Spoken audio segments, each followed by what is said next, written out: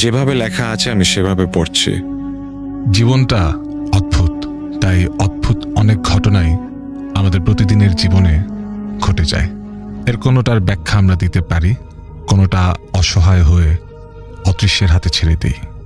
আজ যে ঘটনাটি দিয়ে শুরু করব সেটা অনেকটা এরকম, ব্যাখ্যাহীন, রহস্যময়, আর যা সমাধানের চেষ্টা করাটাও অনেকটাই বৃথা চেষ্টা। ঘটনাটি লিখে পাঠিয়েছেন পাবনা থেকে আমাদের এক লিসেনার। বিস্তারিত ঠিকানা বা কোনো তথ্য তিনি আমাদেরকে শেয়ার করতে মানা করেছেন। বংশগতভাবেই তার বাড়ি আর বাড়ির সদস্যরা জিন দ্বারা প্রভাবিত এবং এই সংশ্লিষ্ট বিষয়াদির সাথে সংযুক্ত। এমনই জিন সংক্রান্ত একটি ঘটনা আজ আপনাদের সাথে শেয়ার করেছেন তিনি।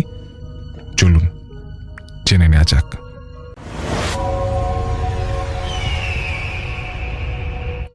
আমি ছোট থাকতে শুনেছি আমার দাদা অনেকগুলো অনুগত জিন ছিল। ছোটবেলা থেকে আমাদের বাড়ির আশেপাশে, এমনকি এখনো অতি মানবীয় অনেক কিছুর অস্তিত্ব টের পাই। এই যেমন ঘরের টিনের চালের ওপরে হঠাৎ মনে হয় ৮০-১০০ কেজি ওজনের বালির বস্তা ঠাস করে পড়ে যায়। এত ভারী কিছু টিনের চালের ওপর পড়লে নিশ্চয়ই টিনের ওপর এর চিহ্ন থাকবে, কিন্তু খুঁজতে গেলে পুরো চালের ওপরে কোনো দাগ পাওয়া যায় না। আর এগুলো ঘটে ঠিক রাত ১২টার পর থেকে একদম রাত ৪টার মধ্যে। মাঝে মাঝে বাড়ির সাথেই বাঁশের বাগানে মনে হয় যেন টর্নেডো বয়ে যাচ্ছে, কিন্তু আশেপাশে কোথাও বাতাস পর্যন্ত নেই। আবার রাত ১২টার পর ঘর থেকে বাইরে গেলেই দেখা যায় নারিকেল গাছের মাথায় আলো জ্বলছে। তবে এদের কেউ কখনো আমাদের ক্ষতি করে না, তাই এগুলো নিয়ে আমরা তেমন একটা মাথাও ঘামাই না। মাঝে মধ্যে একটু ঝামেলা হয়, যেমন বাইকের চাবিটা যেখানে ছিল সেটা আর ওখানে থাকে না। আম্মা একটু পাশের বাড়িতে যাবেন, চশমাটা যেখানে রাখেন সেখানে তিনি খুঁজে পাচ্ছেন না। রান্না করতে যাবেন, চুলার পাশে দেশলাইটা রেখেছিলেন, ওটা আর সেখানে নেই। আমি হয়তো মানিব্যাগে কিছু টাকা রেখেছিলাম, ওখান থেকে কোনো টাকা নেই। নেই মানে নেই, একদম গায়েব। এগুলো একদম গা শোয়া হয়ে গেছে, তাই কিছু মনেই করি না। আমি বরং দেখেছি কোনো বড় ধরনের বিপদে পড়লে কেউ যেন কারো অজান্তেই আমাকে খুব কেয়ারফুলি বিপদ থেকে বাঁচিয়ে দিচ্ছে। যেমন ধরুন ২০১৬ সালে আমি প্রথম বাইক চালানো শিখি নানার বাড়ি কুষ্টিয়া গিয়ে। মামার বাইক নিয়ে প্রথম দিনই চলে যাই কুষ্টিয়া শহর থেকে ইসলামী বিশ্ববিদ্যালয় পর্যন্ত, আবার ফেরত আসি। বাড়ি পৌঁছানোর ঠিক আগে বটতলা নামের একটা জায়গা আছে, অনেক বড় একটা ৪ রাস্তার মোড়। ওখানে এসে আমি গাড়ির স্পিড কমাতে পারছিলাম না। একে তো নতুন চালানো শিখেছি, এখনো আয়ত্ত হয়নি, তার উপরে সামনে বিরাট জ্যাম, যা এই মাত্র ছাড়তে শুরু করেছে। পাশের লেনে সামনে থেকে একটা ট্রাক মাত্র অ্যাক্সেলারেট করে আসতে শুরু করেছে। আমি ভুল করে ওই ট্রাকের সামনেই বাইক চালিয়ে দিয়েছি।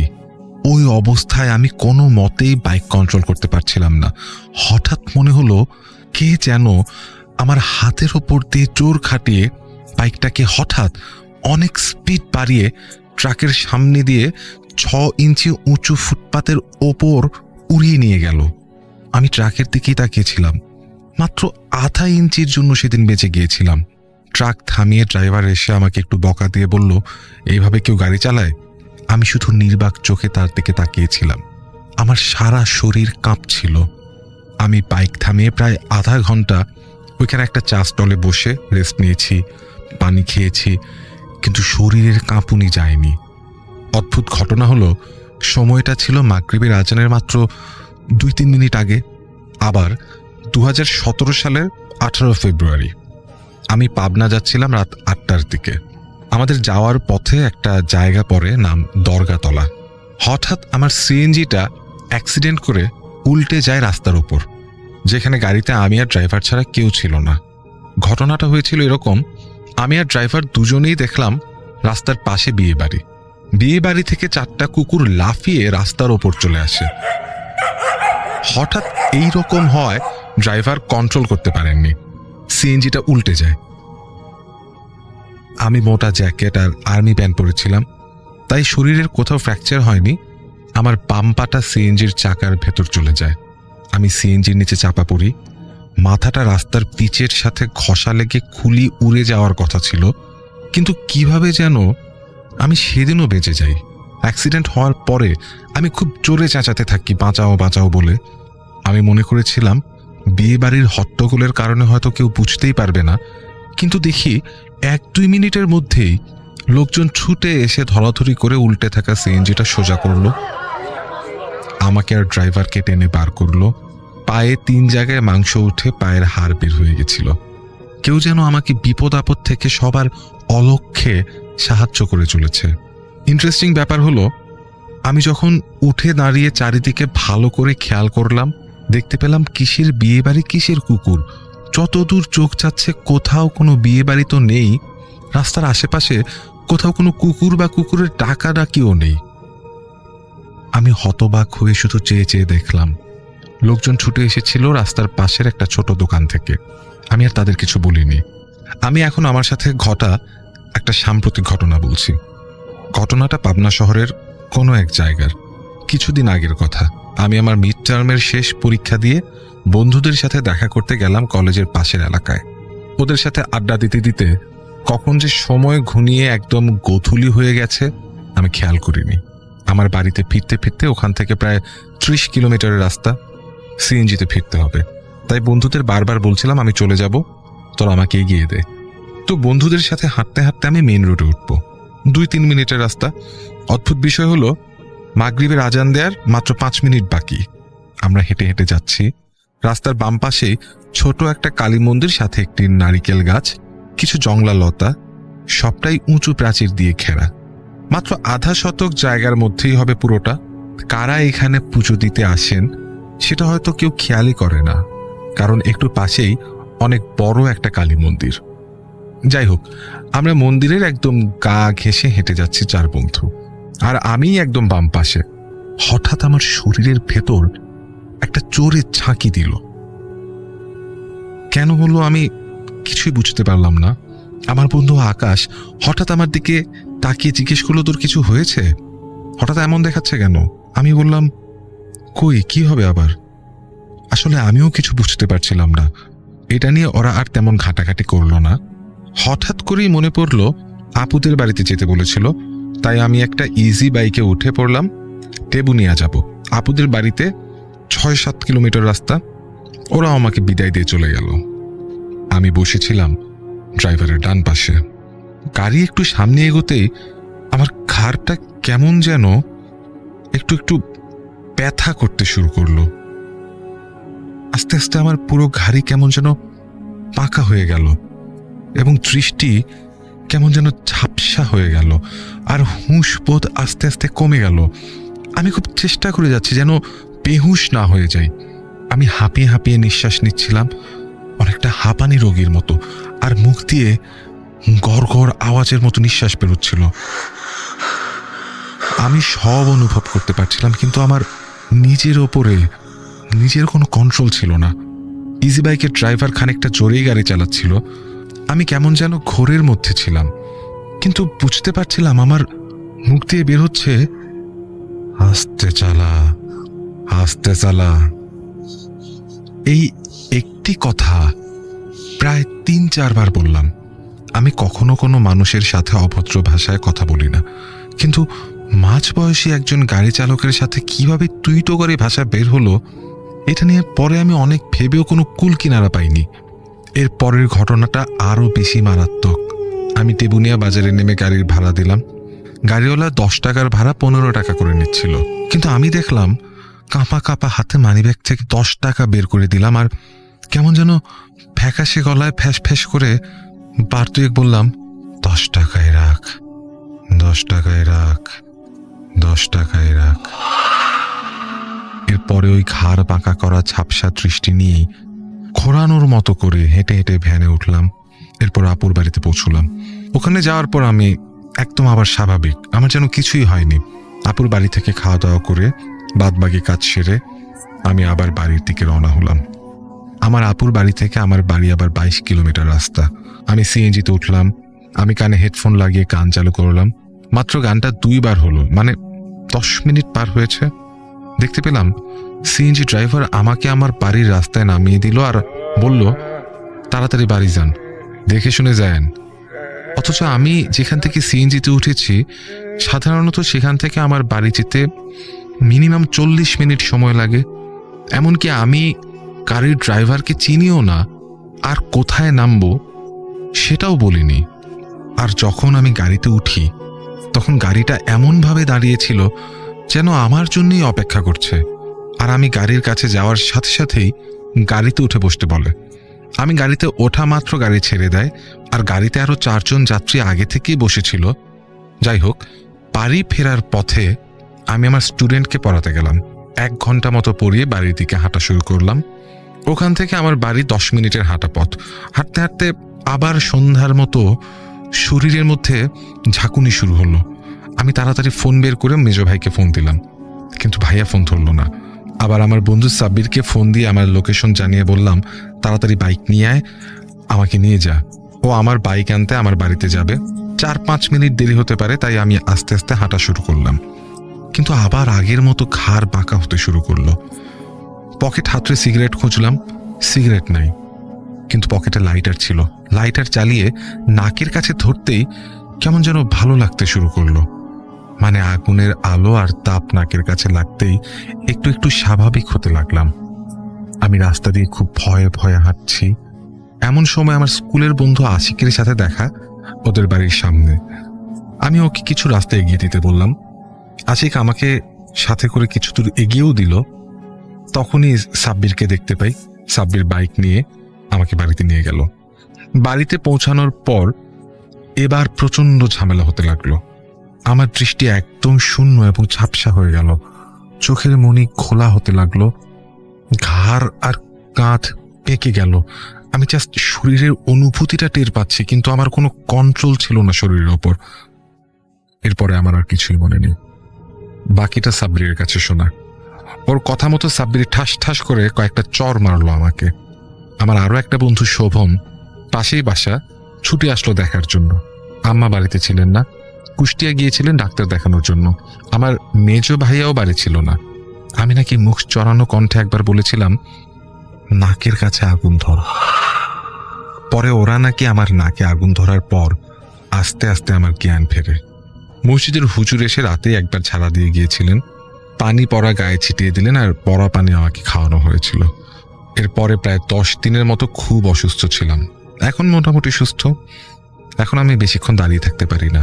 আমার 5 ফিট 8 ইঞ্চি উচ্চতা আর ওজন মাত্র 63 কেজি। কিন্তু সমস্যা হলো, আমার নিজের কাছে মনে হয় আমার ওজন এতটাই বেড়েছে যেন প্রায় 200 কেজি ওজন আমার ঘাড়ে চেপে আছে। আমি খেয়াল করে দেখেছি, খালি পায়ে আমি শক্ত মাটির উপর দাঁড়িয়ে থাকলে ওই জায়গাটা প্রায় আধা ইঞ্চির মতো দেবে যায়। পায়ের স্যান্ডেলটা 1 সপ্তাহের বেশি পড়তে পারি না। মনে হয় অতিরিক্ত চাপে চিলতে হয়ে গেছে। শরীরটা সবসময় ব্যথা হয়ে থাকে। শরীরের কোথাও কেউ হাত দিয়ে একটু জোরে ধরলেই ওই জায়গাতে আঙুলের দাগ বসে যায়। হাঁটতে গেলে শরীরে কোনো ব্যালেন্স পাই না। অধিকাংশ সময় আমি বিছানাতেই শুয়ে থাকি। আমার বয়স মাত্র 24 বছর। আমার এই যুবক বয়সে এমনটা কি হবার কথা ছিল? আমার কি এই বয়সে সারাদিন বিছানায় শুয়ে কাটানোর কথা? হয়তো এর উত্তর কারো জানা আছে, তবে আমি জানি না।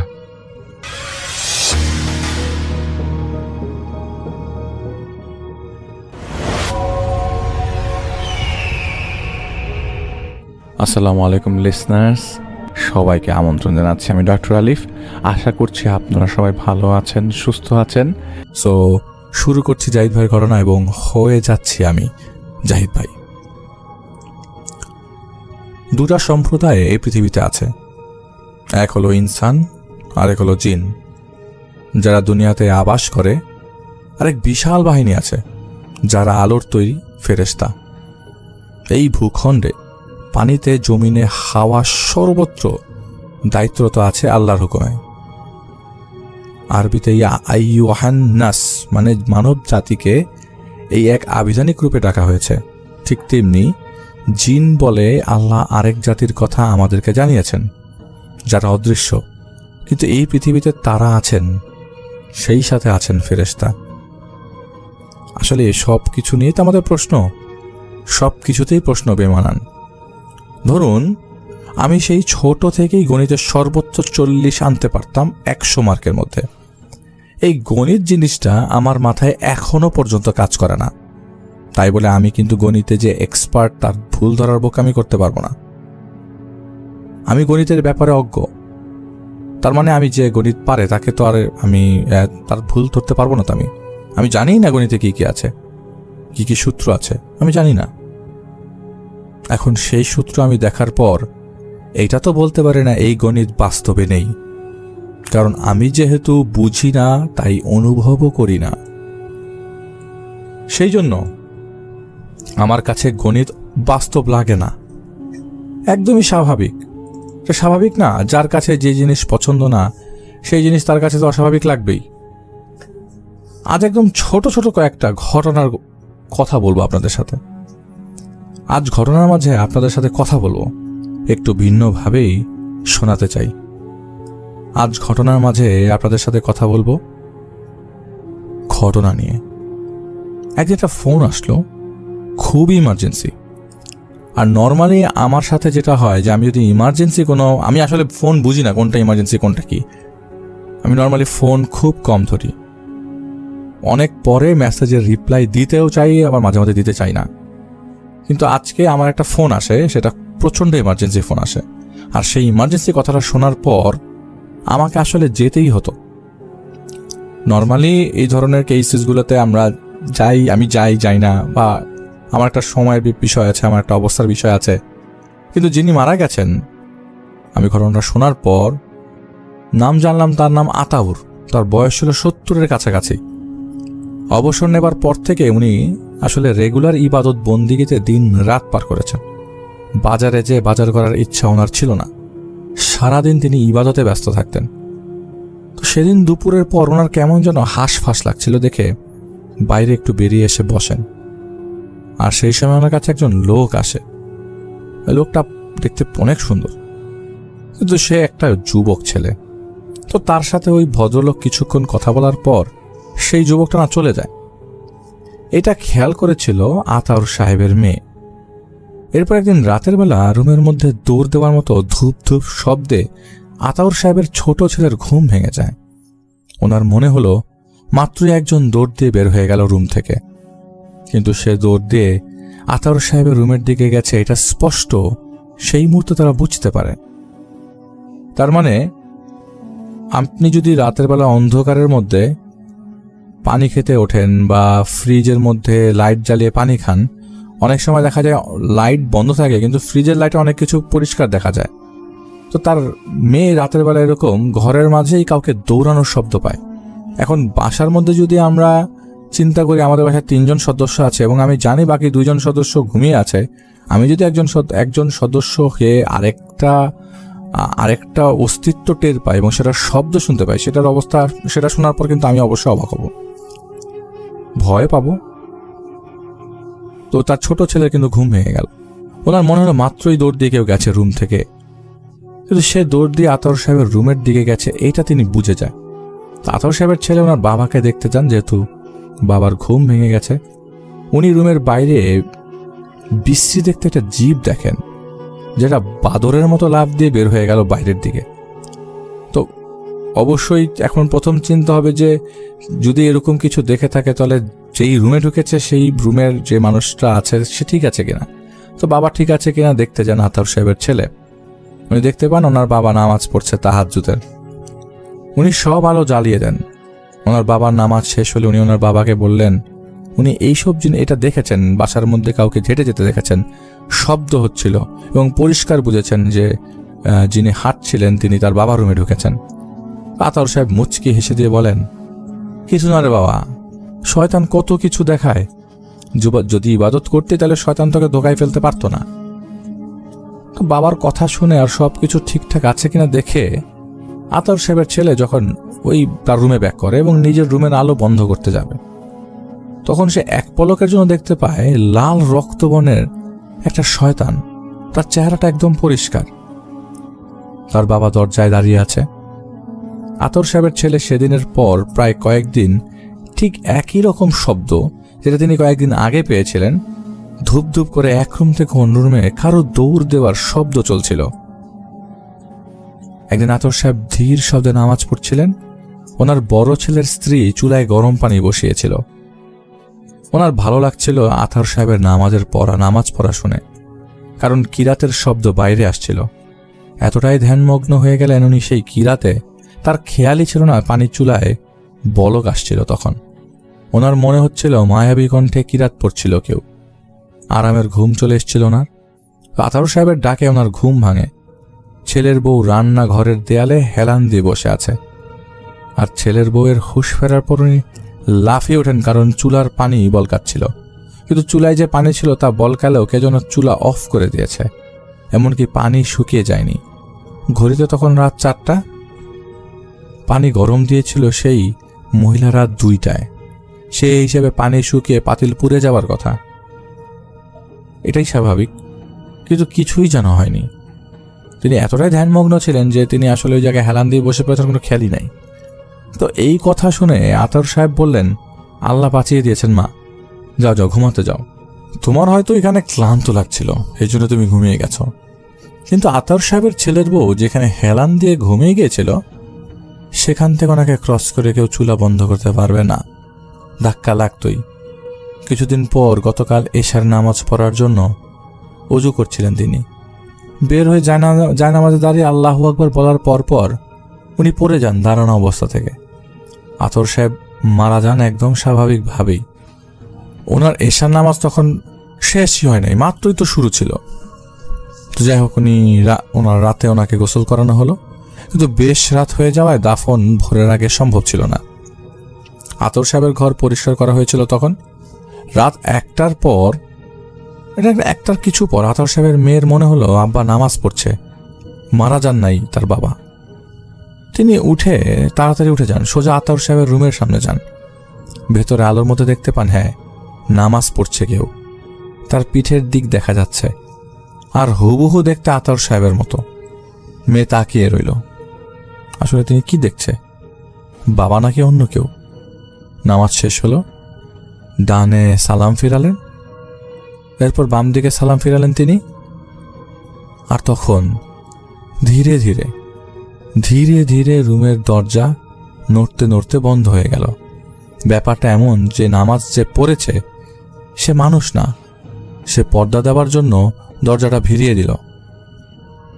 আতর সাহেবের মেয়ের কিন্তু তখন 1 ফোঁটা ভয় লাগে নাই। উনি সামনে যে দরজাটা খুললেন, প্রশান্তির একটা বাতাস উনি ওনার চেহারায় অনুভব করলেন। ওনার মনে হলো উনি কানে শোনেননি, কিন্তু মনে হলো ওনাকে কেউ সালাম দিয়েছে। যখন সালামটা দিয়েছে উনি শুনতে পারেনি, কিন্তু মনে হচ্ছিল কেউ দিয়েছে। উনি শান্তি অনুভব করলেও ওনার ছোট ভাই আতর সাহেবের ছেলে, যে টের পেয়েছিল কয়েকদিন এরকম ধূপ ধূপ শব্দ, দৌড় দেওয়ার শব্দ, আর লাল রক্ত বর্ণের যে শয়তান দেখেছিল সে তার বাবার লাশের পাশে বসেছিল। তার কেন জানি হুট করে মনে হলো কটকট করে ওনার বাবা মুখ দিয়ে কিছু চাবাচ্ছে ওই অবস্থায় লাশ সামনে। তখন এমনকি কাপড়ের উপর দিয়েও, মানে কাফনের কাপড় যে ডেড বডির উপরে ছিল সেটার উপর দিয়ে বোঝা যাচ্ছিল কাপড়টা নড়ছিল। মনে হলো জিভ দিয়ে কাপড় টেনে দাঁতের আগা দিয়ে সেই কাপড় ধরে কামড়িয়ে কামড়িয়ে ভেতর থেকেই কাপড় গিলার চেষ্টা করছিল আতর সাহেবের লাশ। মাথার চুল থেকে কাপড় সরে কপাল অবধি তখন চলে এসছে। মানে কেউ কাপড় চাবানো শুরু করলে সেটা কুচকে কুচকে ভেতরে গেলে যেরকম উপর থেকে ছোট হতে থাকে, ঠিক সেরকমভাবেই জিনিসটা দেখা যাচ্ছিল। সেটা কপাল অবধি চলে এসছে, কপাল থেকে 2 চোখের কাছে চলে এসছে। চোখগুলো তখন খোলা, নির্জীব, বিকটভাবে এমন ভঙ্গিমায় আছে চোখগুলো যেন শুয়ে থাকা লাশ সেই অবস্থাতেই দেখতে চাচ্ছিল মাথার পেছনে থাকা আতর সাহেবের ছেলে কে। সেই বিকট চেহারা, লাশ কাপড় গিলছে, আর ভয়ানক সেই চাহানি। এক চিৎকার দিয়ে বেহুশ আতর সাহেবের ছেলে। আতর সাহেবের ছেলে অজ্ঞান, পানি ছিটানোর পর হুশ আসে তার। ওই মুহূর্তে সে ভয়ে কথা বলতে পারছিল না, যে কেউ কথা বলতে পারবে না। নিজের আপন বাবার ক্ষেত্রে এই জিনিস কেউ দেখলে কারো কথা বলা সম্ভব না। তার এমন অবস্থা ছিল যে তার বাবার লাশ দাফন করতে সে যেতে পারেনি, এতটাই সে ট্রমাটাইজড ছিল। কারণ তাকে হাসপাতালে ভর্তি করতে হয়। তার শরীরে ওই মুহূর্তে তীব্র জ্বর চলে আসে। দুপুরে সে এই কথা বলল যে তার বাবার লাশ নাকি কাপড় গিলছিল। এদিকে তার বোন দেখেছে তার বাবার রুমে কে জানি নামাজ পড়ছে। তাদের এই সব কথা আমি শুনলাম, এমনকি নামাজ পড়ার কথা আর লাশের কাপড় গেলার কথাও শুনলাম, কিন্তু কথার মধ্যে বিশ্বাস পাচ্ছিলাম না, কারণ আমি বাসায় কোনো অস্তিত্ব টের পাইনি। ওনার রুমে যেয়ে বসলাম, চারপাশ দেখলাম, বিছানা চেক করলাম, আমি না কিছুই পাইনি।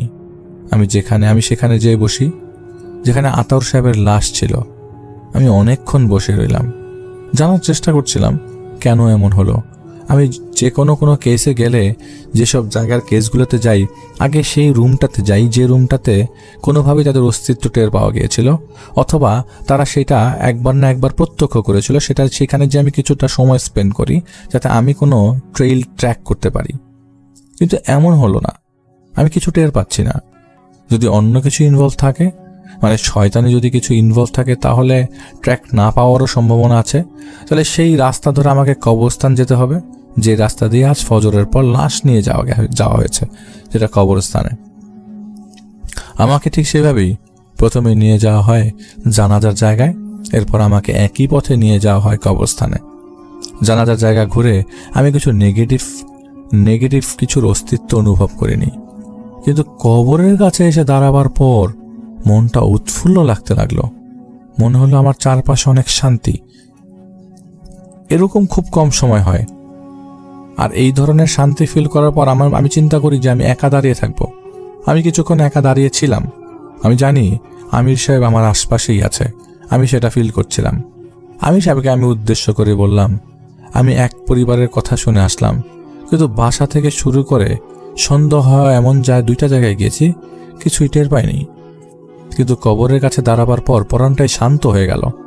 কারণ কি? কয়েক মিনিট পর আমির সাহেব আমার পাশে পেছনে এসে দাঁড়ান। উনি আমাকে বললেন, ইবলিশ সবার কাছে যাবে, বিশেষ করে মুমিনের কাছে। মুমিনের চরম শত্রু ইবলিশ, তাকে বিপথে নেবার চেষ্টা সে করবেই করবে। 1 কোটি খারাপ মানুষের চেয়ে একজন মুমিনকে পথভ্রষ্ট করে ইবলিশ বেশি সুখ অনুভব করে। ওনার বড় মেয়ে নামাজ পড়তে যাকে দেখেছে, জরুরি নয় সে যে জিন বা কারিন।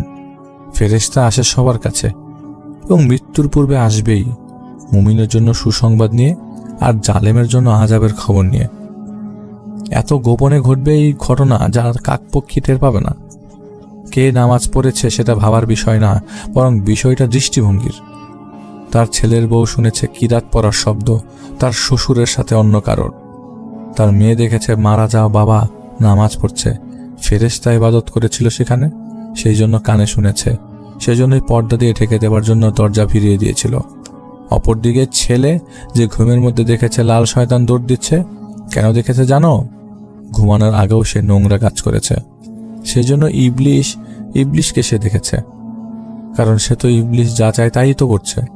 পথভ্রষ্ট হওয়ার কাজ সে করছে। যখন বাবার লাশের সামনে সে বসেছিল, তখন সে ফোন হাতে ব্যস্ত ছিল। তাকে নিয়ে ইবলিশ শেষ বেলায় মশকরা করে গেল। তাকে দিয়েই রটনা রটাতে চেয়েছিল যে আতাউরের লাশ কাফন গিলছে, যাতে করে তামাশা হতো। আর ইবলিশ তামাশাই তো করতে চায় মানুষকে দিয়ে, কিন্তু মানুষ এটা ভালো করেই জানে ইবলিশ মুমিনের লাশ দাফন হবার পরেও ছলচাতুরি করে তার নামকে বদনাম করার জন্য। আতাউর সাহেবের বাসায় কোনো সমস্যা নেই, সমস্যা কলুষিত অন্তরের। আরেকটা ইনসিডেন্টের কথা বলি। এক ভদ্রমহিলার সমস্যার কথা জানতে পারি। মহিলার ভয়ে জ্বর এসে গেছে। দেখলে মনে হবে ওনাকে জিন পোজেস্ট করেছে, কিন্তু আদতে তা নয়। মহিলার নাম খাদিজা। তো আমি ওনাদের কাছে যাই, আমি ওনাকে দেখলাম কেমন ভয়ে জড়সড় হয়ে গেছেন। এটা ঠিক একটা এন্টিটিকে আমি ওনার চুল মুট করে ধরে থাকতে দেখি। ওনাকে দেখে আমার কেন জানো ওনাকে ভিকটিম বা ভুক্তভোগী মনে হচ্ছিল না। অবস্থা খুব খারাপ, মেডিকেলে কিছু ধরা পড়েনি ওনার। নর্মালি এইসব কেসে মেডিকেলে কোনো কিছু ধরা পড়বে এমন কিছু না। এখন বাইরে নিয়ে তো যেতে পারবে না, আর আমি তাদের পূর্ব পরিচিত। আর এই খাদিজা একদিন আমাকে বলেছিল তার জন্য অন্য একজন লোকে বশ করিয়ে দিত। আমি তো স্বাভাবিকভাবে এইসব কাজ করতে জানি না, আর জানিও না, করিও না, এগুলো কুফরি। সেই জন্য এক সেকেন্ডে আমার ধারণা হয়ে যায় খাদিজা ডেফিনেটলি কিছু করেছে যার জন্য এই অবস্থা। 2 দিন পর খাদিজা ঠিক হলে আমি খাদিজাকে আমার মুখোমুখি বসাই। খাদিজা জানে আমার স্বভাব সম্পর্কে। আমি একটা কথা সোজা সবটা কথা বলার মতো লোক। খাদিজা আমাকে বলল, ও চেয়েছিল এক লোককে অসুস্থ করে বিছানায় ফেলে রাখতে, খারাপভাবেই চেয়েছিল। এখন কিভাবে করবে? আজ এক জায়গায় কাল আরেক জায়গায়। এমন করতে করতে একদিন এক লোকের খবর পেল। সেই লোক মাঝি ছিল। খাদিজাকে সে বলেছিল বান মারতে গেলে, বারণ করেছিল যে বান মারতে গেলে নির্দিষ্ট জায়গায় কিছু জিনিস রাখতে হবে আর করতে হবে। কি করতে হবে? মানুষের রক্ত দিয়ে তাবিজ লিখতে হবে, অমাবস্যার রাতে যেতে হবে কবরস্থানে, কালো কাপড় পরে 1 বছর পুরানো কবরের গর্ত করে সেই তাবিজ রেখে আসতে হবে। কিন্তু গর্ত হতে হবে এতটা গভীর যে কবরের মধ্যে থাকা লাশের ভাব যাতে সেই তাবিজে লাগে।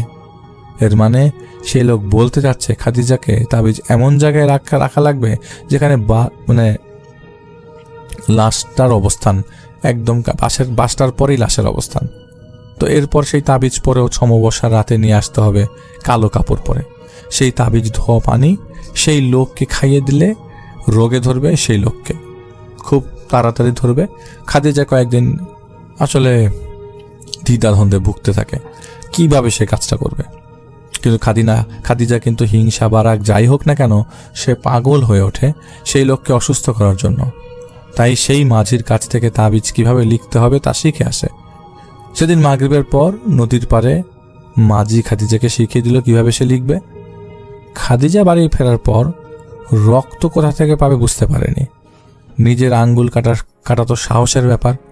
পথ শিশুকে দিয়ে 20 টাকার বিনিময়ে কসাইখানা থেকে 1 বোতল ময়লা পানি মিশ্রিত রক্ত আনে আর তা দিয়ে সে তাবিজ লেখে। আগে সে একটা কবরস্থানের পাশ দিয়ে কয়েকদিন যাতায়াত করে অবস্থা বুঝে নেয়, কোন টাইমে কবরস্থানটা ফাঁকা থাকে, কোন টাইমে মানুষের একটু কম মানাগোনা থাকে। আসলে বেশিরভাগ এলাকার মধ্যে থাকা কবরস্থানগুলোর ফাঁকা থাকে রাতের বেলা। অমাবস্যার রাতে কালো বোরকা পরে সে বের হয় তাবিজ পোতার উদ্দেশ্যে। ওই মুহূর্তে কবরস্থানের গেট ছিল খোলা আর পশ্চিম দিকে গাছগাছা একদম ঘন হয়ে আছে একটা জায়গায় দিয়ে সে হেঁটে যায়। তো কবরস্থানের ভেতরটা ঠান্ডা লাগছিল। তাড়াতাড়ি করতে হবে এরকম চক্করে পড়ে যায়। সে সাথে কিছু জিনিস আনতে পারেনি মাটি করার জন্য, তাই এক কবরের সামনে থেকে থাকা নেম প্লেটটা উঠিয়ে সে ওইটা দিয়ে অনেক ঝামেলা করে অল্প একটু খুঁড়তে পারে কবরটা, আর সেই তাবিজ সেখানে রেখে সে চলে আসে সেই রাতে স্বপ্নে খাদিজা দেখে কবরের মাটি দেবে যাচ্ছে, আর সেই কবরের উপর একটা গর্ত, সেই গর্ত দিয়ে বেরিয়ে আসছে রক্ত। পরের অমাবস্যার রাত, বৃষ্টি এবং বিদ্যুৎ নেই। এইটাই তো সুযোগ, আর বেশি সহজে তাবিজ করে বের করার ইজি একটা চান্স। সাথে করে ছোট্ট একটা হাতুড়ি সাইজের কোদাল নিয়েছিল সে। ঝুম বৃষ্টি, খালি চোখে দেখাও কঠিন, কালো রাত আর বৃষ্টি, প্রচণ্ড বৃষ্টি। কেউ যদি এখন খাদিজার গলা চেপেও ধরে কেউ তা শুনবে না, দেখবে না, টের তো দূরের কথা। তো সোজা হেঁটে যাচ্ছে খাদিজা, এমনভাবে হেঁটে যাচ্ছে যাতে আন্দাজে চোখে আন্দাজ করে। তো বাম দিকে হাঁটার রাস্তায় সে ঢুকে যায়। সেই জায়গাটা জঙ্গলের মতো, রাস্তার দুপাশ, কিন্তু এখন চিনতে পারছে কোথায় সেদিন রেখেছিল তাবিজটা। তারপরেও আন্দাজ করে হিসাব করলো কোন দিকে সে রেখেছিল। যেই জায়গাটা হিসাব করে যেদিকে সে গেল সেদিকে কবর নাকি পানি বোঝা একদম কঠিন। মানে এমন অবস্থায় বৃষ্টির পানি জমে গেছে যে কবরের লেভেল আর পানি কতটুক, সেটা কি কবরের লেভেল আছে কিনা বা এটা কি বেশি পানি সেটা তিনি বুঝতে পারছিল না। তো খাদিজা মাটিতে আন্দাজে একটা কোপ দিল, কিন্তু পানি থাকায় সেই কোপ ওর চোখে মুখে কাদা পানি ছিটকে এলো। সাথে ওর চোখে কাটার খোঁচা লাগলো। চোখ দিয়ে তাকাতে পারছিল না। এদিকে কাত হয়ে কোন দিকে উপরে গেছে ও বুঝতে পারছে না। চোখ হাত দিয়ে ডলে পরিষ্কার করতে যে কাদায় মনে হলো সুয়ের মতো কিছু বিঁধল। চিৎকার দিল ব্যথায়, কিন্তু কে শুনবে? ওই সময় খুক খুক করে কাশ দেওয়ার মতো শব্দ এলো খাদিজার কানে। সাথে সাথে খাদিজা আন্দাজে দিল দৌড়। মানে ওই মাটির ছিটা যখন আসছে তখন তার মুখের মধ্যে কাটার মতো লাগছিল। তো যাই হোক, কিন্তু রাস্তা খুঁজে সে পাচ্ছিল না ওই মুহূর্তে, কারণ দেখতেও পাচ্ছিল না প্রপারলি। অন্ধকারে বৃষ্টি আর আতঙ্কে কোন দিকে যাবে সে আসলে বুঝতে পারছে না। তাও একদিকে আকাশ বেশি দেখা যাচ্ছে দেখে সেদিকে দৌড় দেয়, কিন্তু পা পিছলে পড়ে যায় খাদিজা। সোজা যেয়ে পড়ে একটা কবরের উপর। উঠে দাঁড়াতে দাঁড়াতে ও দেখলো ও কবরস্থানের ভেতরে চলে আসছে, আরো ভেতরে, যেদিকে 200+ কবর আছে, মানে কবরস্থানের ভেতরে আরো বেশি গভীরে ঢুকে গেছে। লাফিয়ে উঠতে যাবে এমন সময় আকাশে বিদ্যুৎ চমকালে খাদিজা দেখতে পায় কেউ একজন দাঁড়িয়ে আছে খাদিজার সামনে।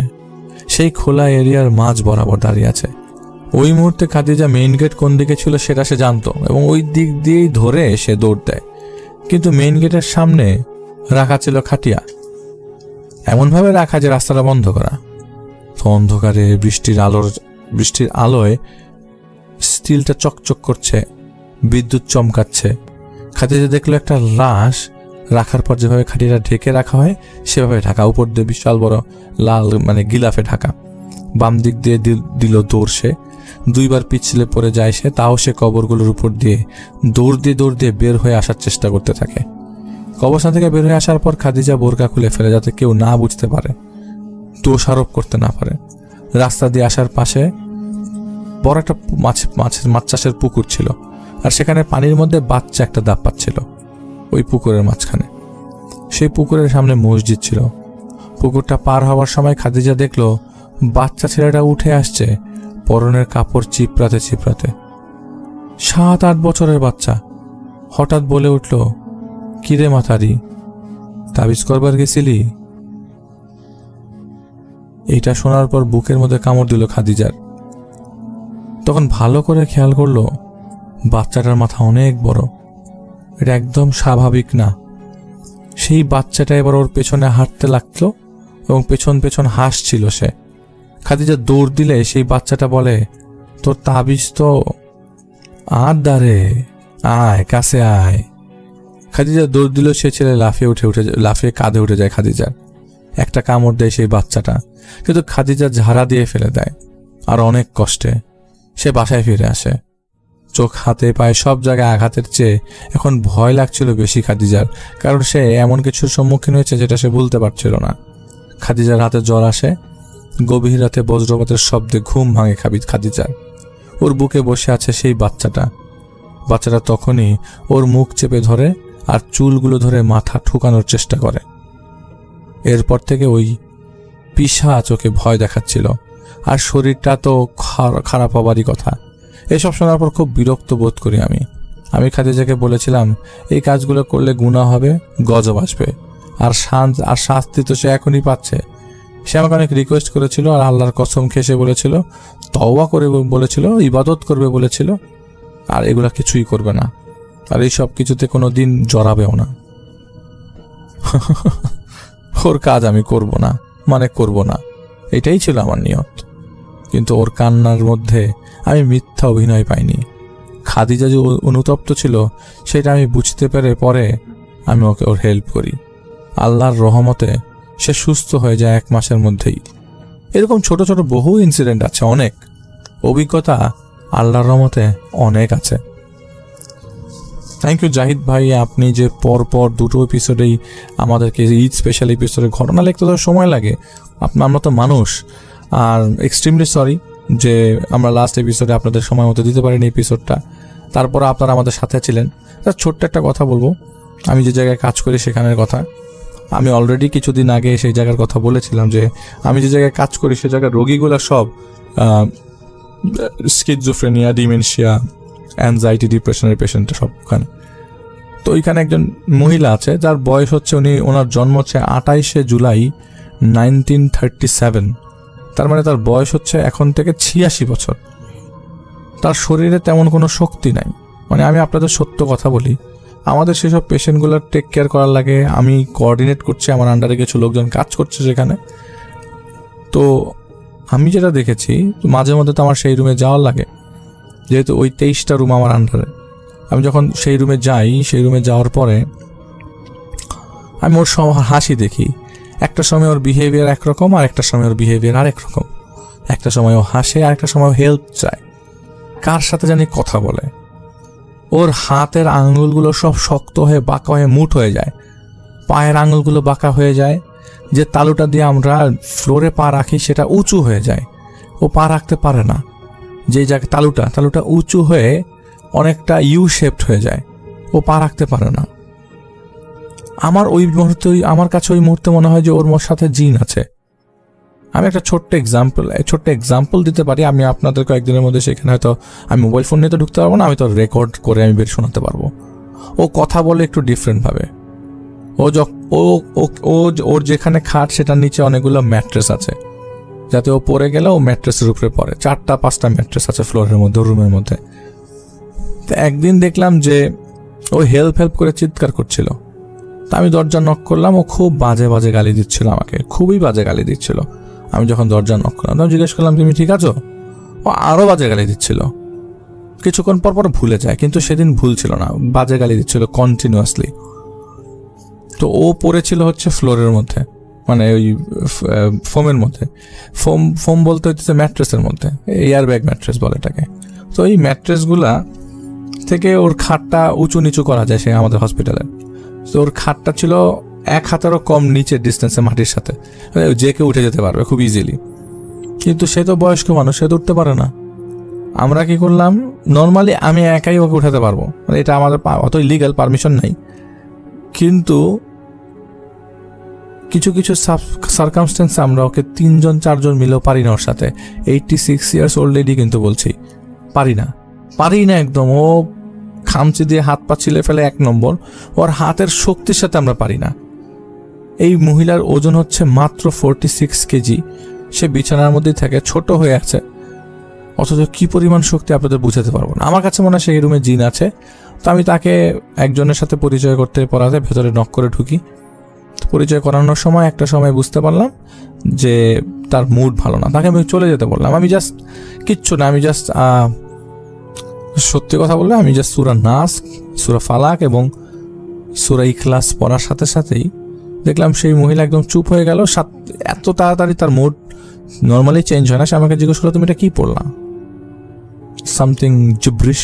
সে আমাকে একটু ডিপ যে কি এটা কী ধরনের ওয়ার্ডস পড়লা, আমার সাথে ইংলিশে কথা বলো। আমি বললাম যে না, আমি জাস্ট একটু দোয়া পড়লাম আমাদের ওয়েতে, আমি তোমাকে কিছু বলি নাই। বলছে না তুমি কোরআন শরীফের দোয়া পড়ছো, তুমি কোরআন শরীফের সূরা পড়ছো। আমি জিজ্ঞেস করলাম তুমি কোরআন শরীফের ব্যাপারে জানো? বলে নো, আমি কিছু জানি না। তাই উনি কোরআন শরীফের ব্যাপারে কিচ্ছু জানে না, কিন্তু আমাকে বললো যে তুমি কোরআন শরীফ পড়ছো। তো আমার পরে খটকা লাগে, কাউকে বলতে পারিনি, বলার সুযোগ হয়নি, কারণ আমি এটা নিয়ে কনফাইন্ড কোনো ডিসিশনে যেতে পারছি না। তারপরও আমি চেষ্টা করবো আপনাদেরকে ওর ভয়েস রেকর্ড করে নিয়ে আসার। যখন আমি কথা বলবো, আমার সাথে কনভারসেশনটা আমি রেকর্ড করবো, আপনারা সত্যি শুনলে অবাক হবেন। তো এইটা ছিল জাহিদ ভাইয়ের ঘটনা। আপনাদের সবাইকে অনেক ধন্যবাদ আমাদের সাথে থাকবার জন্য, শেষ পর্যন্ত থাকবার জন্য। আসলে এই ধরনের সার্কামস্টেন্সে আপনাদের সবাইকে অনেক ধন্যবাদ জানাতেই হয়, কারণ আপনারা সবসময় রাত জেগে আমাদের ঘটনাগুলো শোনেন।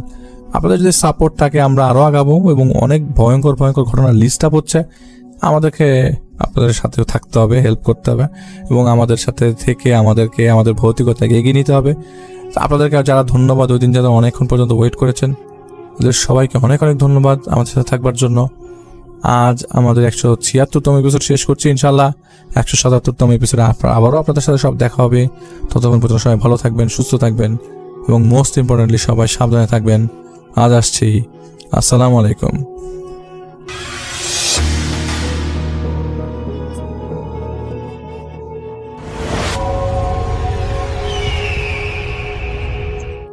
হ্যালো লিসেনার্স, হ্যালো রাসেল ভাই, আসসালামু আলাইকুম। আশা করি সবাই ভালো আছেন, ভালোর তলায় আছেন। আমার নাম রিপন, আমি লালমিহাট থেকে বলতেছি। আজকে যে ঘটনাটা শেয়ার করব, এই ঘটনাটা আমার কাছে পাঠিয়েছেন সোহেল রানা, এটা তার ছন্দনাম। তার বাড়ি হচ্ছে ভোলা জেলার চরফ্যাশন উপজেলার একটি নদী কেন্দ্রিক একটি গ্রামে। তো আমি সরাসরি তার ঘটনায় চলে যাচ্ছি। তিনি আমাকে যেভাবে শেয়ার করেছেন আমি সেভাবে ঘটনাটা শেয়ার করতেছি। ঘটনাটা 2012 সালের সেপ্টেম্বর মাসের। আমি পেশায় জেলে ছিলাম এবং ছোটবেলা থেকেই মেঘনা নদীতে মাছ ধরতাম। সেই সময় আমি প্রায় নদীতে একাই মাছ ধরতে যেতাম, কারণ একা গেলে লাভের অংশ কাউকে দিতে হতো না। তো বর্ষার শেষের দিকে ইলিশের মৌসুম থাকায় প্রায় রাতেই নদীতে সময় কাটতো। তো ঘটনার দিন সন্ধ্যার পর নৌকা নিয়ে মেঘনার একটা শাখা অংশে চলে যাই। জায়গাটা পরিচিত ছিল, আগে অনেকবার সেখানে মাছ ধরেছি। তো রাত বাড়ার সঙ্গে সঙ্গে জালে ভালো মাছ উঠতে শুরু করে। মাঝরাতের পর নৌকায় তলায় রাখা ঝুড়ি প্রায় অর্ধেক ভরে যায়, এত পরিমাণ মাছ পেয়েছিলাম। রাত আনুমানিক 2:30টার দিকে হঠাৎ খেয়াল করি নদীর উপরে হালকা কুয়াশা নামতে শুরু করেছে। বিষয়টা স্বাভাবিকই ছিল, কিন্তু কিছুক্ষণ পর বুঝতে পারি কুয়াশা শুধু আমার আশেপাশেই ঘন হচ্ছে। নদীর অন্য অংশে পরিষ্কার দেখা গেলেও নৌকার চারপাশে যেন একটা বৃত্তের মতো কুয়াশা জমে আছে। আমি জাল তোলার কাজে ব্যস্ত ছিলাম। এর কিছুক্ষণ পর নৌকার ডান পাশের পানিতে ছোট ছোট ঢেউ তৈরি হতে দেখি। মনে হচ্ছিল যে কেউ বা কিছু পানির নিচ থেকে সমান গতিতে এগিয়ে যাচ্ছে। বড় মাছ হলে এরকম উপরে ওঠার কথা না, কিন্তু কিছুই উপরে উঠতেছিল না। প্রায় 10 মিনিট ধরে একই ঘটনা চলতে থাকে। তো এরপর আমি হঠাৎ লক্ষ্য করি নৌকার পাশে ভেসে থাকা একটা খালি প্লাস্টিকের বোতল স্রোতের বিপরীত দিকে ধীরে ধীরে সরে যাচ্ছে। মেঘনার মতো নদীতে এমনটা আমি আগে কখনো দেখিনি। এরপর কিছুক্ষণ সবকিছু স্বাভাবিক হয়ে যায়। ভোরের আগে শেষবারের মতো আমি জাল তুলতে গিয়ে দেখি যে জালের একটা অংশ অদ্ভুতভাবে পেঁচিয়ে গিয়েছে কোনো কিছুর মধ্যে।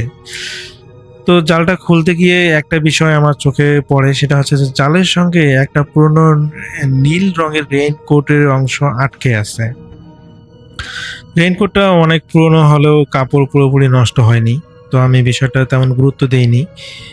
রেইনকোটটা ফেলে দিয়ে আমি জালটা ঠিকঠাকভাবে নৌকায় নেই এবং ভোরের আগেই বাড়ি ফিরি, এবং বাড়ি ফিরে দেখা যায় যে সেই মাছগুলো বাজারে নিয়ে যেয়ে বিক্রি করি এবং বাসায় এসে ঘুমিয়ে পড়ি। তো পরের দিন বিকালে পাশের গ্রামের এক পরিচিত জেলের সঙ্গে দেখা হয়। কথা বলতে বলতে সে জানায় যে কয়েক বছর আগে তাদের গ্রামের একজন জেলে নাকি ঝড়ের রাতে নদীতে নিখোঁজ হয়। তো নর্মালি জেলেদের দেখা হলে যে গল্প বা ঘটনাগুলো শেয়ার করা হয়, নর্মালি তারা ওইভাবে শেয়ার করতেছিল। তো ওই লোকটা বলে যে লোকটা নাকি সবসময় নীল রঙের রেইনকোট পরতো। যে লোকটা নিখোঁজ হয়েছিল তিনি নাকি সবসময় নীল রঙের রেইনকোট পরতো। তো কথাটা শুনে আগের রাতে জালে আটকে থাকা রেইনকোটটার কথা মনে পড়ে। তবে এটিকে কাকতালীয় ঘটনা ভেবে এই বিষয়টি ভুলে যাওয়ার চেষ্টা করি। তো 2 রাত পর আবার একই জায়গায় মাছ ধরতে যাই। সেদিন নদীতে অন্য কোনো নৌকা ছিল না। রাত প্রায় 3টার দিকে হঠাৎ আমার নৌকার পিছনে আরেকটা নৌকার শব্দ শুনতে পাই, কিন্তু ঘুরে তাকিয়ে কাউকে দেখতে পাইনি, কোনো ধরনের নৌকা আমি দেখতে পাইনি। তো কয়েক মিনিট পর আবার একই শব্দ। এবার মনে হলো শব্দটি ঠিক আমার নৌকার পাশ থেকে এসেছে। আমি হারিকেন উঁচু করে চারপাশে দেখার চেষ্টা করলাম, কিন্তু কোনো কিছুই আমি দেখতে পেলাম না। কিন্তু ঠিক তখনই নদীর পানির উপরে ভাসতে থাকা একটা জিনিস আমার চোখে পড়ে। সেটি ছিল একটি বাঁশের তৈরি মাছ ধরার খাঁচা, যেটাতে মাছ ধরে আর কি সেই খাঁচার মধ্যে রাখা হয়, এই ধরনের একটা খাঁচাটা ধীরে ধীরে আমার নৌকার দিকে এগিয়ে আসতেছিল। আর সেটি দেখার পর আমার মনে একটা বিষয় আসে যা আমি আগে কখনো কাউকে বলিনি, কারণ সেই খাঁচাটা আমি এর আগেও একবার দেখেছিলাম অনেক বছর আগে। তো সেই বাঁশের তৈরি মাছ ধরার খাঁচাটি দেখেই আমার অনেক বছর আগের একটা ঘটনা মনে পড়ে যায়। ঘটনাটা ছিল এরকম। তো 2009 সালের দিকে একই এলাকায় একজন জেলে নিখোঁজ হয়। নাম ছিল কামাল হোসেন।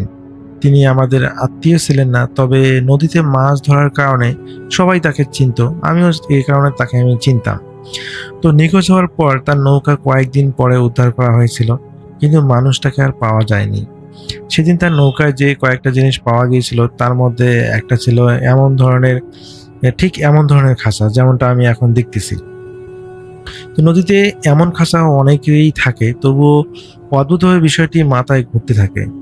রাতে বাকি সময়ে আর কিছু ঘটেনি, শুধু এই খাঁচাটাকে ভেসে আসতে দেখেছিলাম এবং আমি পরে বাড়ি ফিরে আসি। তো পরের দিন সারাদিন বৃষ্টি হয়, তাই নদীতে যাওয়া হয়নি। তো তারপরের দিন রাতে আবার আমি মাছ ধরতে যাই। সেদিন আকাশটা মোটামুটি ভালো ছিল। তো সেদিন নদীর পানি ছিল অস্বাভাবিক শান্ত, বাতাসও ছিল খুব কম। রাত প্রায় 2টার দিকে জাল ফেলে অপেক্ষা করতেছিলাম। তো হঠাৎ খেয়াল করি আমার নৌকা ধীরে ধীরে একদিকে সরে যাচ্ছে। প্রথমে মনে হলো যে স্রোতের কারণে হচ্ছে, কিন্তু কয়েক মিনিট পর বুঝতে পারি নৌকার নিচে যেন কিছু একটা চাপ দিচ্ছে। নৌকার এক পাশেও অল্প অল্প করে কেঁপে উঠতেছিল। আমি নিচের দিকে হারিকেনের আলো ফেলি এবং পানি ঘোলা থাকার কারণে আমি কোনো কিছুই দেখতে পাচ্ছিলাম না। এরপর প্রায় 20 মিনিট সবকিছুই স্বাভাবিক থাকে এবং সেই সাথে আমি হঠাৎ করে দূরে একটা নৌকায় একটা আলো দেখতে পাই। তো নদীতেও অন্য কাউকে দেখে আমার স্বস্তি লাগে, ভয়টা চলে যায়। কিন্তু কিছুক্ষণ পর বিষয়টি অদ্ভুত মনে হয়। আলোটি একই জায়গায় স্থির ছিল, কোনো নড়াচড়া নেই, কোনো বৈঠার শব্দ নেই। নর্মালি নৌকা কিন্তু এক জায়গায় থাকে না। দেখা যায় যে মাছ ধরার প্রয়োজনে হোক, অন্য কোনো প্রয়োজনে হোক, দেখা যায় নৌকা এক জায়গা থেকে আরেক জায়গায় মুভ করে, কিন্তু সেই নৌকাটা সেখানেই স্থিরভাবে যেন দাঁড়িয়ে আছে। তো আমি এটা স্বাভাবিকই নিয়েছিলাম এবং পরে আমি মাছ ধরার কাজ চালিয়ে যেতে থাকি। প্রায় আধা ঘন্টা পর আবার তাকিয়ে দেখি যে আলোটি সে আগের জায়গায় নেই। এটা মনে হচ্ছে যে এখন তার অনেক কাছাকাছি চলে এসেছে, কিন্তু আমি সেটি এগিয়ে আসতে দেখিনি। কিন্তু এত তাড়াতাড়ি কিভাবে আসলো আমি যেন বুঝতে পারলাম না। তো রাত প্রায় শেষের দিকে আমি সিদ্ধান্ত নিই যে আর মাছ ধরবো না, যেহেতু মোটামুটি মাছ পেয়েছি। তো জাল গুটিয়ে ফিরে যাওয়ার প্রস্তুতি নেই। ঠিক তখন জালের একটু অংশ অস্বাভাবিক ভারী মনে হচ্ছিল যে বড় কোনো মাছ আটকে গেছে জালের মধ্যে। ধীরে ধীরে টেনে উপরে তুলতে থাকি, কিন্তু জাল উপরে উঠতেই দেখি মাছ নয়, একটি পুরনো লাইফ জ্যাকেট জড়িয়ে আছে। তো জ্যাকেটটা কাদায় মাখা ছিল, সামনের অংশে কিছু একটা লেখা ছিল, মনে হচ্ছিল যে কারোর নাম। তো তিনি দেখলেন যে নামটা হলো কামাল নামে লেখা, যে জ্যাকেটের মধ্যে কামাল লেখা। তো আমি কিছুক্ষণ জ্যাকেটটির দিকে তাকিয়ে থাকি।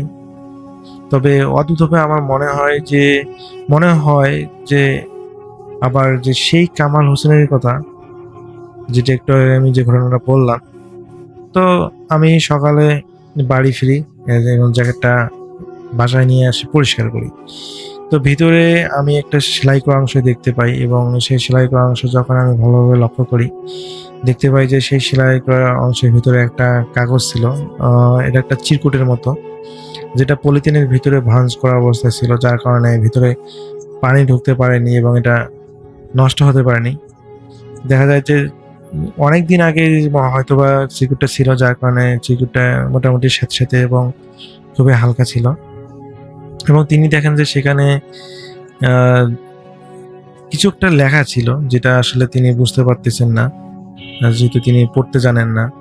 তো পরবর্তীতে তিনি সেই চিরকুটটা যারা আসলে শিক্ষিত, তো তাকে আমি দেখাই এবং তাকে দেখানোর পর তিনি বলেন যে আসলে এটা আমার একটা চিরকুট ছিল, যে চিরকুটটা তিনি হয়তো কাউকে পাঠানোর জন্য তো লিখে রেখেছিলেন, কিন্তু এটা আসলে সত্যটা পরবর্তীতে জানা যায়নি যে এটা কাকে তিনি পাঠাতে চেয়েছেন, বা এটা আমি আসলে খুঁজে পাইনি বা কারোর সাথে কথা বলে আমি জানতে পারিনি। তো আসলে ভাই এরপরে আমি তারপরের দিন আবার পুনরায় মাছ ধরতে যাই এবং মাছ ধরতে যেয়ে যেটা সম্মুখীন হই সেটা আমার জীবনটা যেন বদলে দেয়। আমি সেদিন দেখতে পাই যে একটা নৌকা আমার দিকে এগিয়ে আসতেছে। রাত তখন প্রায় 3টা বাজে এবং আমি নর্মাল ভেবেছিলাম, কারণ প্রতিদিনই তো মানুষ এই মেঘনা নদীতে কতজনই তো মাছ ধরতে আসে, হয়তোবা এরকম করে সে কেউ একজন মাছ ধরতে এসেছে। কিন্তু রাসেল ভাই, সেই নৌকাটা যখন তার কাছাকাছি আসে, আমার কাছাকাছি আসে, তখন আমি দেখতে পাই যে নৌকার মধ্যে কেউ নেই, কিন্তু নৌকার মধ্যে জাল আছে, একটা হারিকেন আছে। মানে একজন মানুষ মাছ ধরার জন্য যা যা সামগ্রী দরকার বা যে জিনিসগুলো দরকার সবকিছু নিয়ে নৌকা নিয়ে বের হলে যেরকম হয় সেরকম নৌকার মধ্যে সবকিছু আছে, কিন্তু আমি কাউকে দেখতে পেলাম না। আমি এটা দেখে বেশ অবাক হয়ে গেলাম এবং মোটামুটি ভয়ও পেয়ে গেলাম যে অবশ্যই এখানে কোনো না কোনো মানুষ ছিল, কিন্তু এখন সে সেই মানুষটাকে দেখতে পাচ্ছে না। তো যাই হোক, তিনি হলো কিছুটা ভয় পেলেন এবং পরবর্তীতে তিনি মাছ ধরার মনোনিবেশিত করলেন। কিন্তু রাসেল ভাই, তিনি মাছ ধরতে ধরতে একসময় তিনি দেখেন যে তার জালটা প্রচুর পরিমাণ টান পড়তেছে এবং তিনি ভেবেছিলেন যে হয়তোবা জালের মধ্যে অনেকগুলো মাছ ধরা পড়েছে। তো তিনি জাল যখন তুলতে যাবেন সে সময় প্রচন্ড পরিমাণ টান পাচ্ছিলেন। তিনি তার আমার মাছ ধরার লাইফে আমি আসলে কখনোই এই ধরনের এত টান অনুভব করি নাই। তো পরবর্তীতে আমি জালটা টানতে থাকি এবং এক পর্যায়ে যখন প্রায় জালটা প্রায় টানার শেষের দিকে, সে সময় আমি আরো প্রচন্ড পরিমাণ চাপ অনুভব করতেছি। মনে হচ্ছে যে জালের মধ্যে বড় কিছু বা অনেক বড় বড় মাছ আটকা পড়েছে। তো আমার যত শক্তি আছে সমস্ত শক্তি দিয়ে আমি জালটা উপরে তুলে নিয়ে আসি এবং রাসেল ভাই যেটা দেখি সেটা দেখার জন্য আমি মোটেও প্রস্তুত ছিলাম না। কারণ আমি দেখতে পাচ্ছি যে আমার জালের মধ্যে কোনো মাছ নেই, শেষের অংশে কোনো মাছ নেই। সেখানে আমি দেখতে পাচ্ছি একটা মানুষের দেহ। সেই মানুষটা খুবই কঙ্কালসার, মনে হবে যে তার ওজন হয়তো বা 35 কেজি 40 কেজি হবে, এতই কঙ্কালসার একটা মানুষ ছিল। এবং তার শরীরে একটা লাইফ জ্যাকেট পরা। কিন্তু এই লাইফ জ্যাকেট পরা থাকার পরও সেই মানুষটা কিভাবে মারা গেল আমি কখনোই এটা বুঝতে পারতেছি না। এবং সেই মানুষকে যখন জালে উঠে আসে আমি আসলে প্রচণ্ড পরিমাণে ভয় পেয়ে যাই এবং কি করব আমি বুঝতে পারতেছিলাম না। আমি এক প্রকার দেখা যায় যে অজ্ঞান হয়ে যাব, এই ধরনের একটা অবস্থা। কারণ মাঝ নদীতে একটা লাশ পাওয়া কিন্তু রাসেল ভাই এটা কখনোই ভালো কথা নয়, এটা অবশ্যই অনেক ভয়ের একটা বিষয়। তা আমি প্রচণ্ড পরিমাণে ভয় পেয়ে যাই এবং সেই সাথে সাথে লাশটাকে ধাক্কা দিয়ে নৌকার থেকে ফেলে দিই। এবং ফেলে দেওয়ার সঙ্গে সঙ্গে আমার জালটা যেহেতু জড়িয়েছিল, পরবর্তী রাসেল ভাই আমি জালটা সেখানেই ফেলে দিয়ে বাসার দিকে নৌকাটা রওনা দিই এবং সহি সালামতে আমি বাসায় পৌঁছাই। এবং সেদিনের যে মাছগুলো আমি পেয়েছিলাম সেগুলো বিক্রি করা হয়নি। এবং রাসেল ভাই এরপরে আমি অনুভব করি যে আমার শরীরে প্রচণ্ড পরিমাণে জ্বর এসেছে। তো এরপরে একজন ডাক্তারকে দেখাই কিন্তু কোনোভাবেই জ্বর ছাড়তেছে না। এবং পরবর্তীতে একজন হুজুরকে দেখানো হয় এবং তিনি বলেন যে তুমি আসলে আকস্মিকভাবে একটা লাশকে দেখে ভয় পেয়েছো, যার কারণে তোমার শরীরে এই ধরনের এফেক্ট হয়েছে বা জ্বর এসেছে, সমস্যা নাই, এটা 2 দিনের মধ্যে ঠিক হয়ে যাবে। রাসেল ভাই সেই হুজুরের কথা অনুযায়ী দেখা যায় 2 দিন পরে সবকিছুই স্বাভাবিক হয় এবং আমার জ্বরটাও চলে যায় এবং আমি একদম সুস্থ হয়ে যাই। তো জীবিকা নির্বাহের জন্য আমি পুনরায় মাছ ধরতে যাই ঠিক 3-4 দিন পরে। এবং রাসেল ভাই আমি একই রকম ভাবে একটা নৌকা দেখতে পাই যে রাত 3টার দিকে, যে নৌকাটা আমার নৌকার থেকে অনেক দূরে স্থিরভাবে আছে। সেই নৌকাটা কোনো নড়াচড়া করতেছে না, একই জায়গায় আছে। তো আমার কাছে বেশ অবাক লাগে এবং আগের কথাগুলো মনে পড়ে। এরপর রাসেল ভাই আমি দেখতে পাই যে ওই নৌকাটা ধীরে ধীরে আমার নৌকার কাছে এসেছে এবং একইভাবে আমি নৌকার মধ্যে কাউকে দেখতে পাই না। সেখানে জাল ধরার একটা জাল, মাছ ধরার জন্য একটা জাল আছে, একটা হারিকেন আছে আলোর জন্য, কিন্তু কোনো মানুষ নেই। তো এটা দেখে আমার গত 3-4 দিন আগে যে আমার সাথে ঘটনা ঘটেছিল, আমি যেটা দেখেছিলাম একই রকম, সেটার কথা মনে পড়ে এবং আমি প্রচণ্ড পরিমাণ ভয় পাই। এবং আসলে সেদিনের মতো আমি মাছ ধরা বাদ দিয়ে সেদিন যতটুকু পেয়েছি ওটুকু নিয়ে বাসায় চলে যাই। তো সেম টু সেম ভাবে রাসেল ভাই আমার সাথে এইভাবে প্রায় 7 দিন ঘটনা ঘটতে থাকে। এবং 7 দিন পর রাসেল ভাই আমি এতটাই অসুস্থ হয়ে পড়ি, আমি বিছানা থেকে উঠতে পারতেছিলাম না। এবং পরে যখন একজন ডাক্তারকে নিয়ে আসা হয় এবং ডাক্তার বলেন যে আমার শরীরে কোনো রোগ নেই, এটা অন্য কিছু হতে পারে। তো পরবর্তীতে পরিবারের লোকজন আমাকে একজন কবিরাজের কাছে নিয়ে যান এবং কবিরাজ জানায় যে আসলে আমার উপর একটা নাকি খারাপ জিন আসর করেছে।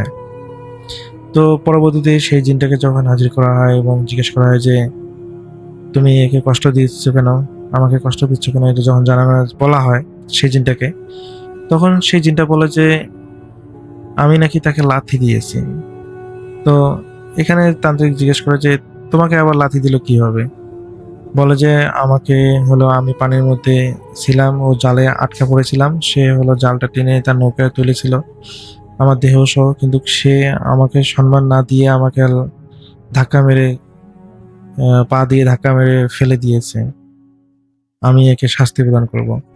তো রাসেল ভাই তখনই হলো মনে পড়ে আমার যে হ্যাঁ আমি আসলে তাকে পা দিয়ে ধাক্কা দিয়ে ফেলে দিয়েছিলাম কারণ ভয়ে, যার কারণে আমি আসলে প্রচন্ড ভয় পেয়েছিলাম। তো এরপরে ওই তান্ত্রিক বলে যে দেখো সে তো জানে না যে এটা তুমি ছিলে, এটা সাধারণ মানুষ ভেবেছিল, মানুষের দেহের মতো ছিল, যার কারণে সে এই কাজটা করেছে। তো তুমি এর ক্ষতি করতে পারো না, সে তো এটা ইচ্ছাকৃতভাবে করে নাই, তুমি চলে যাও। কিন্তু প্রথমত সেই জিনটা রাজি হচ্ছিল না এবং পরবর্তীতে সে রাজি হয় এবং সে চলে যায়। তো এরপর আসলে আমি অনেকদিন পর সুস্থ হয়ে যাই, একদম স্বাভাবিক।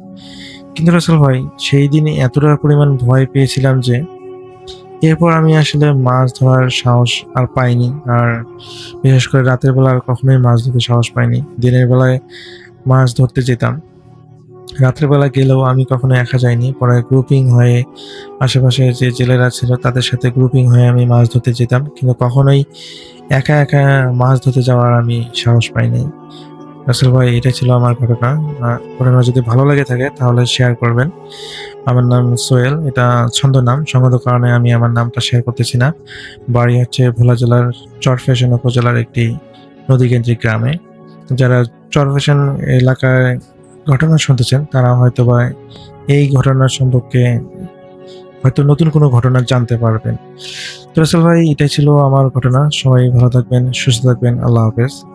রাসেল ভাই এইভাবে শেষ করেছেন সোহেল ভাই আমাকে ঘটনাটা শেয়ার করে। আমি চেষ্টা করেছি ঘটনাটা আপনাদের মাঝে শেয়ার করার। আমি জানি না ঘটনাটা কতটুকু গুছিয়ে বলতে পেরেছি তার মতো করে। আর যদি কোনো ভুল ত্রুটি হয়ে থাকে তাহলে ক্ষমার সুন্দর দৃষ্টিতে দেখবেন। আমি চেষ্টা করব নতুন নতুন ঘটনাগুলো আপনাদের মাঝে পুনরায় নিয়ে আসার। তো সেই পর্যন্ত সবাই ভালো থাকবেন, সুস্থ থাকবেন এই প্রত্যাশায়। আল্লাহ হাফেজ।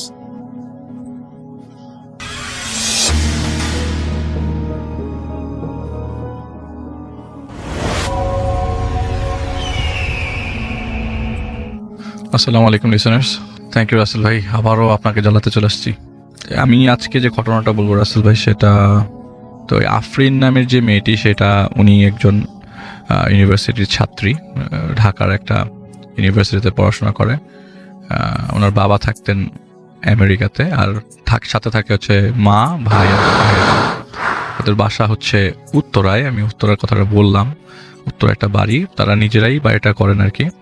তো 8তলা 9তলায় সেই বাড়িতে তারা থাকতেন ফুল ফ্যামিলি। তো ঘটনা আসলে রাসেল ভাইকে কার সাথে কখন কোনটা ঘটে, কিভাবে ঘটে, এটা কারোর সাথেই কেউই জানে না, কেউই জানবে না কখন ঘটে যাবে। তো ওনার সাথে যে ঘটবে, ওনার সাথেই বা ঘটতে পারে এরকম কিছু উনি কখনো কল্পনা করেন নাই, বা এরকম কোনো কিছুর সাথে কখনো তার এক্সপিরিয়েন্স কারো কাছ থেকে শোনেও নাই। তো প্রথম দিন থেকেই শুরু করি। তো সে তার আজকের যে ঘটনা, একটু আগে যেটা বললেন মে মাসের ঘটনা, আমার ঘটনাটাও কিন্তু অলমোস্ট মার্চ থেকেই শুরু, মেতে বা জুনে যে, হ্যাঁ না, যিনি বলেছেন তিনি ইউনিভার্সিটি স্টুডেন্ট। তো প্রথম দিন, একদম প্রথম দিন সাধারণভাবেই ওনারা এসব ব্যাপারে কখনো অবগত ছিলেন না, বা এরকম কোনো কিছু ঘটবে তাদের সাথে এরকম জানতেন না। তো প্রথম দিন আর কি, পরের দিন ইউনিভার্সিটি আসলে ক্লাসটা সবাই বাঙ্ক করবে ফ্রেন্ডরা মিলে। তো সব ফ্রেন্ডরা মিলে বাসায়, পরের দিন প্ল্যান ছিল যে কোথাও যাবে, ঘুরতে ঘুরতে বেড়াতে যাবে আর কি। সেদিন রাতের বেলা তো কোনো কাজ নাই, পরের দিন ইউনিভার্সিটিও নাই। তার ইচ্ছা হলো যে সারা রাত মুভি দেখবে। ইভেন সে ফেসবুকে স্ট্যাটাসও দিয়েছিল যে কোন মুভিগুলো দেখা যায়। তো কয়েকটা মুভি সে সিলেক্ট করে রাত 11 থেকে শুরু করে।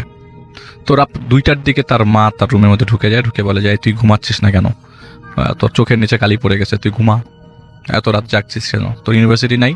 তখন সে বলে যে না, আমার তো আসলে ইউনিভার্সিটি কালকে আমরা সব ফ্রেন্ড মিলে করবো না, তো এক কাজ, আমি রাত্রেবেলা মুভি দেখবো, তুমি ডিস্টার্ব করো না, আর যাওয়ার সময় আমার লকটা টিপ মেরে যেও, ভিতরটা লক করে যেও, বারবার ডিস্টার্ব করো না। 3টার দিকে সিনেমা দেখার সময় তো স্পিকার চলছিল, স্পিকার ওরা বন্ধ করে শুনলো যে তার দরজাকে নক করছে। তো ভেতর থেকে এসে বলে, আম্মা তুমি ঘুমাই যাও তো, আমি পরে ঘুমাবো। তো ওইখান থেকে কোনো শব্দ আসে না, বা তার মা চিৎকার করে বলছেও না যে এই ঘুমাচ্ছিস না কেন। সে নক করেছে, জাস্ট নকের রিপ্লাই দিল যে আম্মা তুমি ঘুমাও তো। তো সে জানে যে তার মাই হয়তো নক করেছে। ফজরের আজান তখন দিবে বা 15-20 মিনিট পরে হবে আর কি। তো এমন সময় সে আবারও স্পিকার বন্ধ করলো। প্রথমে নকের সাউন্ড শুনে স্পিকার বন্ধ করলো, দেখে নক করছে কি জানি। তখন সে বলল, আম্মা তুমি ঘুমাও না, আমি ঘুমাই যাব। তো এটা বলার পরপর এই কথাটা পুরাটা ইকো হলো। তখন সে বুঝে গেল যে আসলে রিপিট হওয়ার তো কোনো চান্স নাই, কারণ পুরো বাসাটা তো খালি না। খালি হলে হয়তো ইকো হতো, খালি হলে যেরকম ইকো হয় সেরকম ইকো হলো। তো বাসা তো পুরো আসবাবপত্র আছে, তো তার তো মানে রিকো হওয়ার চান্সই নাই। তো সে করলো কি, আচ্ছা ভাল লাগছে না, এমন সময় পিসিটা অফ করে সে বেডে চলে গেল। ঘুমানোর সাথে সাথে লাইট বন্ধ করে অ্যাজ ইউজুয়াল সেভাবে লাইফ লিড করে, সেভাবে কাঁথা গায়ে দিয়ে জাস্ট চোখটা বন্ধ করতে তার মুখটা কে যেন চেপে ধরলো। অস্বাভাবিক চাপ মুখের মধ্যে, চাপ দিয়ে চেপে ধরেছে, সে ছুটাতে পারছে না। কে চেপে ধরছে? মানে আমি রাসেল ভাই কিভাবে বলবো, আমরা যদি কেউ আপনার মুখ চেপে ধরে আপনি নিশ্চয়ই কি চেষ্টা করবেন, আগে তার হাতটা সরানোর চেষ্টা করবেন। সে দেখছে একটা কবজি তার মুখ চেপে রাখছে, কোনো হাত সে ফিল করতে পারছে না, অনেক চেষ্টা করছে, দুয়া কালাম পড়ছে, কিছুতেই লাভ হচ্ছে না, আর সে কোনো হাত ফিল করছে না। ওই যতটুকু মুখের মধ্যে চেষ্টা করে যাচ্ছে ওইটা ছোটানোর জন্য, মুক্তি পাওয়ার জন্য কান্না করছে, চিৎকার করার চান্স পাচ্ছে না, চিৎকার করার শব্দ পাচ্ছে না, আর বোবা ধরার তো কোনো চান্সই নাই। মাত্র সে শুলো বেটে আজানের আল্লাহু আকবার পড়ার সাথে সাথেই মনে হলো ওই রুম থেকে একটা বিশাল বড় বোঝা বের হয়ে গেল, অনেকগুলো মানুষ বের হয়ে গেল, জানালা টালা ভেঙে যাওয়ার মতো অবস্থা, কিন্তু কিছুই ভাঙে নেই। লাইট জ্বালালো সে কোনো মতে তার কন্ডিশন দেখার জন্য। সে দেখলো তার কন্ডিশন দেখার আগে পুরো রুমের অবস্থা দেখলো, যে জুতার পায়ে, জুতার সোলের মধ্যে যদি কাদা লেগে থাকে যেরকম ছোপ ছোপ দাগ, সে কাদার পরিবর্তে খালি রক্তের ছোপ ছোপ দাগ, অনেকগুলা আঁকা বাঁকা ছোপ ছোপ দাগ, মনে হচ্ছে অনেকগুলো মানুষ হেঁটেছে রুমের মধ্যে। আর তার মুখের কন্ডিশন আয়নায় দেখলো যে তার ঠোঁট টোট কেটে গেছে, জিহ্বার সামনে দিয়ে প্রায় অনেকটুকু কেটে গেছে, এত জোরে চাপ দিয়েছিল তাকে। সে তার মাকে, তার ভাইকে বিষয়টা বলে।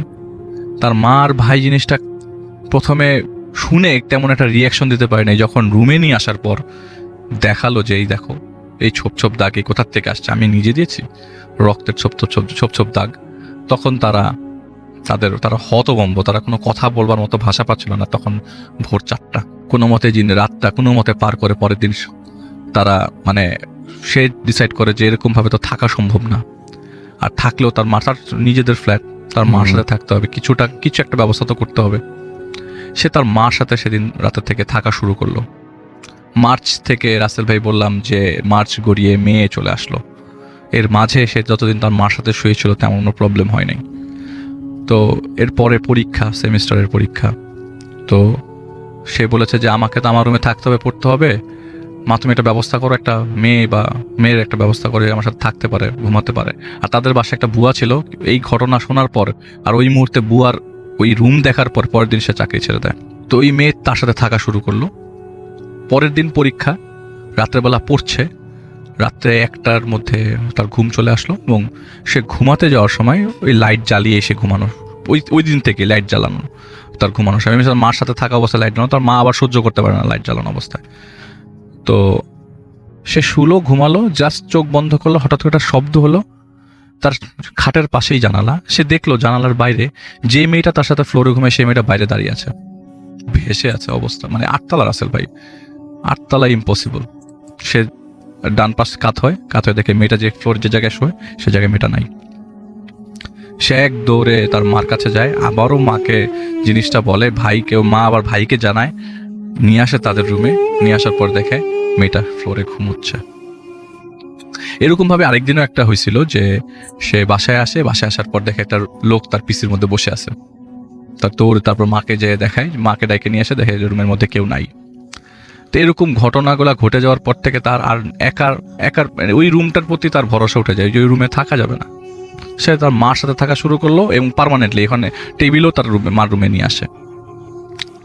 তো সেদিন আসল ভাই মা মানে যেদিন ঘটনা ঘটে তার কয়েকদিন পরে তার মাও জিনিসটা ফেস করে। কিভাবে ফেস করে? আর তার অত মধ্যে তার ভাই সবাই জেনে গেছে তার বাসার মধ্যে যা ঘটছে তা ভালো ঘটছে না। এবং মোস্ট ইম্পর্টেন্ট কথা, তখন রাসেল ভাই সে আমাকে নক করেছিল 2016-তে যে আলিফ ভাই আমি এরকম বিপদে পড়েছি, আপনার জানা মতে কেউ আছে কিনা। আর আমি কাউকে বলতে পারছি না, আর কেউ যে বিশ্বাস করবে এরকম লোকও পাচ্ছি না। আমি রাসেল ভাই বলেছি আমি পাইলে মানে যদি কাউকে পাই তাহলে আমি হেল্প করতে পারবো, কিন্তু আসলে আমি এতই ব্যস্ত ছিলাম যে আমি আসলে কিছু করতে পারিনি বা কাউকে জানাতেও পারিনি বিষয়টা। আমি নিজেও ভুলেই গিয়েছিলাম রাসেল ভাই at the end of the day. তো আমি যখন আবার পরে নেক্সট স্টেজে আসি, সেদিন রাত্রেবেলা তার মা তার সাথে শুয়েছিল। মার ঘুম ভাঙে হঠাৎ করে, চশমা পরে পরিষ্কার করে বাথরুমে যেতেই তো তার মার সাথে সে যখন থাকতো তখন বাথরুমের আলোটাতেই থাকতো, মানে রুমের আলো জ্বালিয়ে তার মা ঘুমাতে পারতো না। তো বাথরুমের দরজাটা পুরোটা খুলতেই পুরো আলো যখন মোটামুটি আলো যখন তার মেয়ের খাটের পর্যন্ত পৌঁছালো, সে দেখলো যে তার মেয়ের পাশে একটা লোক দাঁড়ানো, দেয়ালের মধ্যে হেলান দিয়ে দাঁড়িয়ে আছে। তো এই কে, চোর নাকি, এই কে ওখানে, এরকম বলতেই যে লোকটা তার মেয়ের পাশে দেয়ালে হেলান দিয়ে দাঁড়িয়েছিল সে তার দিকে তাকালো। আর সেই লাল বিবর্ণ মানে লাল চোখ, তার মা আমি তার মার সাথে কথা বলেছি রাসেল ভাই, এই লাল চোখ, এরকম চোখ সে আগে কখনো দেখে নাই। লাইট জ্বালাতেই সব উধাও, এবং সেই আগের মতো রুমের মধ্যে পায়ের মানে সোলের দাগ। তার ভাইকে ডাকলো, তার ভাই বলল যে একটা ব্যবস্থা তো বিহিত করতেই হবে, এরকম হতে থাকলে তো সম্ভব না। তার ভাই পরের দিন কি হলো, তার ভাই যে মসজিদে নামাজ, তার ভাই আসলে নামাজ কালাম 5 ওয়াক্তই পড়তো সবসময়, এবং তাদের বাসায় এমন না যে কেউ নামাজ পড়তো না, সবাই নামাজি মানুষ ছিল। তো তার ভাই যে মসজিদে, পাশের বাসা, সেই মসজিদে সেদিন আবার শুক্রবার ছিল, তো হুজুরকে জানায়। তো রাসেল ভাই খুব বেশি দিনের আগের ঘটনা, তা হুজুরকে নিয়ে আসার পর তো হুজুর খুব আহামরি সাজেশন দিতে পারলো না, বললো যে আপনারা এরকম আমল করেন আর সূরা ইখলাস না, ফালাক আর নাস পরে সারা শরীর বন্ধ করে ঘুমান, হয়তো এই জিনিসগুলো আর ফেস করবেন না। আর আপনি যদি চান তাহলে আমি একজনকে অ্যাড্রেস দিতে পারি, আপনি চাইলে তার সাথে দেখা করতে পারেন। তো দেখা করতে করতে যেতে যেতে যাত্রাবাড়ি ক্রস করে সে নন্দীপাড়া, সেই নন্দীপাড়াতে একজন লোকের সাথে সেই লোক দেখা করে, ভাই দেখা করে, আফরিনের ভাই। দেখা করার পর সেই লোককে তাদের বাসায় নিয়ে আসে। লোক বাসায় ঢুকার সময় বলে যে আমি এই বাসায় ঢুকবো না, আমি আপনাদের বাসায় ঢুকবো না, আমি ছাদে চলে যাব, আমাকে একটু ছাদে নিয়ে যাওয়ার ব্যবস্থা করেন। তো তাকে ছাদে নিয়ে যায়। ছাদে নিয়ে যাওয়ার পরে বলে যে আমাকে একটা আয়না দেন আর সরিষার তেল দেন।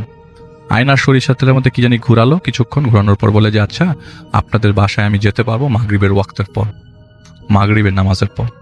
আমাকে এমন ব্যবস্থা করেন, খাওয়া দাওয়ার এখানে, আমি মাগরিবের নামাজের পর আপনাদের ঘরে ঢুকবো, ততক্ষণ আমি ছাদে থাকবো, একটা চেয়ার দিলে খুব ভালো হয়। তো উনি ব্যবস্থা করে, মাগরিবের ওয়াক্ত আসে। সেই ভাইয়া তাকে নিয়ে, যেহেতু পরের দিন শনিবার ছিল, আপনার শনিবারও ব্যাংক বন্ধ থাকে, সে একটা ব্যাংকে চাকরি করতো আর কি। তো সেই ভাই আর কি তার মাগরিবের নামাজ পড়ে জাস্ট, সে যখন তার পাশেই ছিল, কয়েকটা লোক পরেই ওই হুজুর যে লোকটা আসছিল তার সাথে, সেই লোক ছিল মসজিদে, সালাম ফিরানোর পরে লোকটাকে সে আর পেল না। বাসায় আসলো এবং অনেকক্ষণ ধরে ফোনে ট্রাই করলো, মাগরিবের ওয়াক্তের পর তাদের বাসায় আসার কথা, কিন্তু ওই লোক একদম মসজিদ থেকেই গায়েব, কোনো খবর নাই, কিচ্ছু নাই, ফোনে পাওয়া যাচ্ছেই না। পরে উনি বাসায় গেলেন এবং তার মাকে বললেন যে দেখো, আমি একজনকে নিয়ে আসছিলাম, তোমরা তো জানো, কিন্তু আমি ওনাকে আর পাচ্ছি না ফোনে, ওভার ফোনে তাকে আর পাওয়া সম্ভব হচ্ছে না।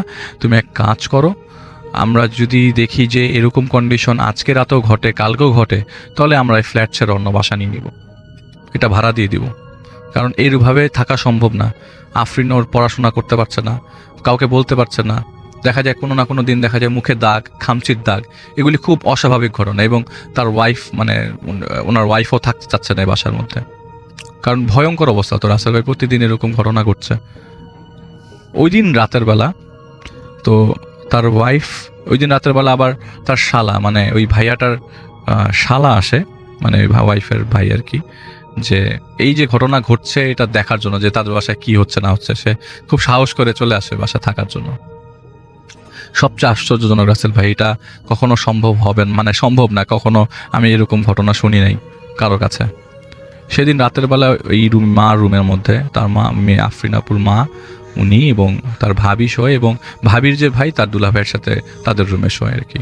আর যে মেয়েটা ছিল সে মেয়েটা ফ্লোরে শোয়। রাত্রে 3টার দিকে হঠাৎ করে মনে হয় যে পুরান ঘড়িগুলার যে সাউন্ডগুলার, ঘন্টার এরকম ঘন্টার একটা সাউন্ড আসতে থাকে হঠাৎ করে। এই সাউন্ডের মাঝে তার মার ঘুম ভাঙে। ঘুম ভাঙার পর তার মা লাইট জ্বালায়, এবং লাইট জ্বালানোর পর যা দেখে তা অকল্পনীয়। আপনি হঠাৎ করে ঘুম থেকে উঠে আপনার রুমের মধ্যে এটা দেখলে আপনিও খুব অকল্পনীয় সিচুয়েশনে পড়বেন রাসেল ভাই। সে দেখে যে ওই যে মেয়েটা ফ্লোরে ঘুমিয়েছিল তার ঠিক পাশে একটা কফিন, এবং এই কফিন কোথার থেকে আসলো, এটা ঢুকাতে গেলেও তো 4-5 জন মানুষ লাগে, এত ভারী কফিন। কফিনটা খুললো তার ছেলে, এবং খোলার মতো সাহস পাচ্ছিল না। ওই ছেলেটা যে ছিল, শালা যে ছিল, সে ওই সাহস করে খুলে ফেললো। খুলে ফেলার পর সবাই খুব হতভম্ব হচ্ছে, আমি জানি যারা শুনছে, আসলে ভেতরে কিছুই নাই, রক্তে মোড়ানো একটা কাফনের কাপড়, একটা আতর, আর কিছু চা পাতার প্যাকেট। খুব অদ্ভুত লাগে। ওই দিন রাতের বেলা তারা পুলিশকে ফোন দেয়, কিন্তু পুলিশ আসবে বলে তাদের বাসা মনে হয় খুঁজে পাচ্ছে না। পরবর্তী ওই দিন রাতের বেলা আসে নাই। পরের দিন সকালবেলা পুলিশ যখন আসে, বাসার মধ্যে কফিনের ভিতরে এই মুড়ানো, রক্ত মুড়ানো, মানে পুলিশও কোনো এভিডেন্স খুঁজে পাচ্ছে না আসলে কিসের ভিত্তিতে তারা কোনো কেস বা জিডি করবে। তো তারপরেও তারা বলে যে আপনারা একটা জিডি করে রাখেন, বাকিটা পরে দেখা যাবে, কফিনটা সরায় ফেলেন, আর যদি পারেন বিষয়টা আমাদেরকে পরবর্তীতে কোনো প্রবলেম হলে আমাদের জানাবেন। পুলিশ এই বলে চলে যায়। সেদিন দুপুর 12টার দিকে খবর আসে, আমেরিকায় তখন রাত 2টা, আর বাংলাদেশে সকাল 12টা, দুপুর 12টা। ওইখানে যে পাশের বাসার যে মহিলা, উনিও বাংলাদেশি, মানে ওই ফোন দেয় মোবাইল ফোনে, মেসেঞ্জারে, ফেসবুক মেসেঞ্জারে ফোন আসে। ফোন আসার পর বলে যে আপনার হাজব্যান্ডের অবস্থা খুব খারাপ, উনি হসপিটালাইজ হাসপাতালে ভর্তি, আপনারা সবাই একটু দোয়া করবেন। আসলে জিনিসটা ওই দিন ভাঙে বলে নাই, ওই দিন ভেঙে বলা হয় নাই। পরে জানতে পারে কিছুক্ষণ পরে, তার ছেলেকে বলা হয় যে তোমার বাবা আর বেঁচে নাই, সে আপনার বাথরুমের ফ্লোরে পিছলে পড়ে মারা গেছে। হাসপাতালে নেওয়ার পর ডাক্তাররা বলেছে তিনি মারা গেছে। তো বাসার সবাইকে আস্তে আস্তে ছেলেটা ওই দিন সবাইকে জানিয়ে দেয় বিষয়টা। তো out of nowhere Rasel ভাই, এই ঘটনা ঘটার সাথে সাথে তাদের বাবার এই আকস্মিক ডেথটা তারা কেউ একসেপ্ট করতে পারে না ওই মুহূর্তে। তো বাসার মধ্যে সব আত্মীয় স্বজনের ভিড় জমে যায়, কান্নাকাটি অবস্থা। লাশ আসে রাসেল ভাই 10 দিন পর। লাশ আসবার পর লাশকে মানে আপনার তেমন একটা কানেকশন হচ্ছিল না প্লেনের সাথে। তো যখন প্লেনের সাথে কানেকশন হয়, সব কিছু ম্যাচ করে, তো 10 দিন পর বাংলাদেশে লাশ আসে। লাশ নিয়ে আসার পরে লাশ যখন বাসায় নেয়, সেই ওনার নিজের তৈরি বাসা, সেই বাসার নিচেই লাশটা রাখে, উপরে আর উঠায় না। তো যেদিন লাশ বাসায় আসে সেদিন সেই যে লোকটা হারিয়ে গেল মসজিদ থেকে, সে হঠাৎ করে তার আবির্ভাব। সে আসলো এবং একটা কোনায় দাঁড়িয়ে কান্না করছিল, লাশের দিকে সবাই তাকিয়ে আছে। তো বললো যে, সে লোকটার কাছে যে বললো যে আপনি কাজ করেন, আপনাকে এটা একসেপ্ট করতে হবে, যেদিন আপনাদের বাসায় আমি ছাদে আসছিলাম প্লাস মসজিদ থেকে আমি চলে গেলাম, সেদিন আমাকে নিয়ে যাওয়া হয়েছিল এমন একটা জায়গায়, যে জায়গায় আমি আপনার বাবার খবরটা জানতে পেরেছিলাম। আসলে জিনিসটা আপনাদের সাথে ঘটার কথা ছিল, ঘটেছে আপনার বাবার সাথে। তো সেদিন আমি জেনেছিলাম যে আপনার বাবার উপর দিয়ে একটা বিপদ যাবে খুব শিগগিরই। তো আমি আপনাকে জানাতে পারিনি, কারণ আমি পারমিটেড ছিলাম না আপনাকে জানানোর জন্য। এবং যে সার্কেলটা আপনাদের ক্ষতি করার চেষ্টা করছে, তারা খুব শক্তিশালী, খুব ইজিলি তাদেরকে বধ করা বা ধরা যাবে না। আমি পারি নাই, সেই জন্য আমি চলে গেছিলাম। আমি আসলাম আপনাদেরকে একটা বুদ্ধি দিই। উপরে যে কাফনের কাপড়টা আছে, উনি কিন্তু কিছু জানে না রাসেল ভাই, নিচ থেকে বলছে উপরে যে কাফনের কাপড়টা আছে এটা একটু ধুয়ে ফেলেন, আপনার বাবাকে ওই কাফনের কাপড়টাই পরাবেন দয়া করে, এবং যেসব জিনিস আছে ওই আতরগুলাই মাখবেন। ওখান থেকে গোসল করানো হয়েছে, আবার বাংলাদেশে আসার পর গোসল করানো হয়, এবং সেই কাফনের কাপড় পরিয়ে তাকে দাফন করা হয়। দাফন শেষ করবার পরে ওই লোক তাকে বলে যে আমি তো দাফন পর্যন্ত থাকলাম, আপনাকে একটা কথা বলি, আপনার বাসায় যে কফিনটা আছে দয়া করে সেটা ফেলবেন না। ওইটা যদি ফেলে দেন তাহলে এমন বিপদে পড়বেন, তাহলে আপনাদের সপরিবারে কানাডা যাওয়া সম্ভব হবে না। তো অনেক চেষ্টা করে জানার জন্য, যেটা করছে কি, কারা করছে, অনেক মানে আত্মীয় স্বজনের বিষয়টা আর কি, আত্মীয় স্বজন চায় না তারা কানাডা চলে যাক, বা তাদের রাখতেই চায় না, এরকম কিছু কেউ একটা ঝামেলা করতে চাচ্ছে। তো খুব শেষের দিকে চলে আসছে রাসেল ভাই আমার ঘটনার। কফিনটা তখন সরিয়ে বাসার ছাদে রাখা হয়, এবং উনি বলেছেন যে কফিনটা যখন রাখবেন এমনভাবে রাখবেন যেন কফিনটা ঢাকা থাকে, কেউ যেন বোঝে না এটা একটা কফিন। তো মেয়ে মানুষ তো শোকে এখনো পর্যন্ত যারা আছেন ওই ফ্যামিলিতে, স্পেশালি আফরিন যে মেয়েটি, তিনি তো ভুলতেই পারছেন না কোনো কিছু। তো বাবার দাফন কার্য শেষ করার পরের দিন সে ছাদে গেল। ছাদে যাওয়ার পর কান্না করছে রাসেল ভাই। এইটা একটু আমার কাছে সবচেয়ে বেশি কষ্ট লেগেছে, যে কান্না করা অবস্থায় বলে যে আমি তোমাকে একটু দেখতে পারলাম না। তাদের সপরিবারে সেবার কানাডায় যাওয়ার কথা ছিল, তার বাবা আমেরিকাতে শিফট করে কানাডায় চলে যাওয়ার কথা আর কি, ফুল ফ্যামিলি নিয়ে, তাদের কানাডায় সিটিজেনশিপ হয়ে গেছে আগে। তো তখন তার বাবা আমেরিকায় ছিল। তো আমি তোমাকে লাস্টবারের মতো দেখতে পেলাম না, এই তো বিলাপ করে কান্না করছে, জোরে জোরে কান্না করছে। এমন সময় সে কিন্তু ছাদের গেট তালা মানে তালা খুলে তারপরে ছাদে ঢুকেছিল। এমন সময় হঠাৎ করে তার মাথার উপর দিকে জানি হাত বুলিয়ে চলে গেল। তাই মাথার পিছনে সে আফরিন আপু বলতেছে যে আমি পিছনে তাকিয়ে দেখলাম যে কেউ নাই, যদি কেউ হাত বুলায় তাহলে আমি সাথে সাথে তাকে পাবো, সাথে সাথে ঘুরে দেখি কেউ নাই, নোবডি ওয়াজ দেয়ার। ইভেন কফিনটার দিকে যতই আমি তাকাই ততই মনে হয় যে আমার বাবা কফিনে শুয়ে আছে। খুব রিসেন্টলি রাসেল ভাই তারা চলে যায় কানাডাতে, আমাকে বলেছে যে আমি যাওয়ার আগে আপনাকে সেই কফিনটা একটু দেখাতে চাই। রাসেল ভাই আমি নিজে যে দেখে আসছি কফিন। এই ছাড়া ছিল ঘটনা।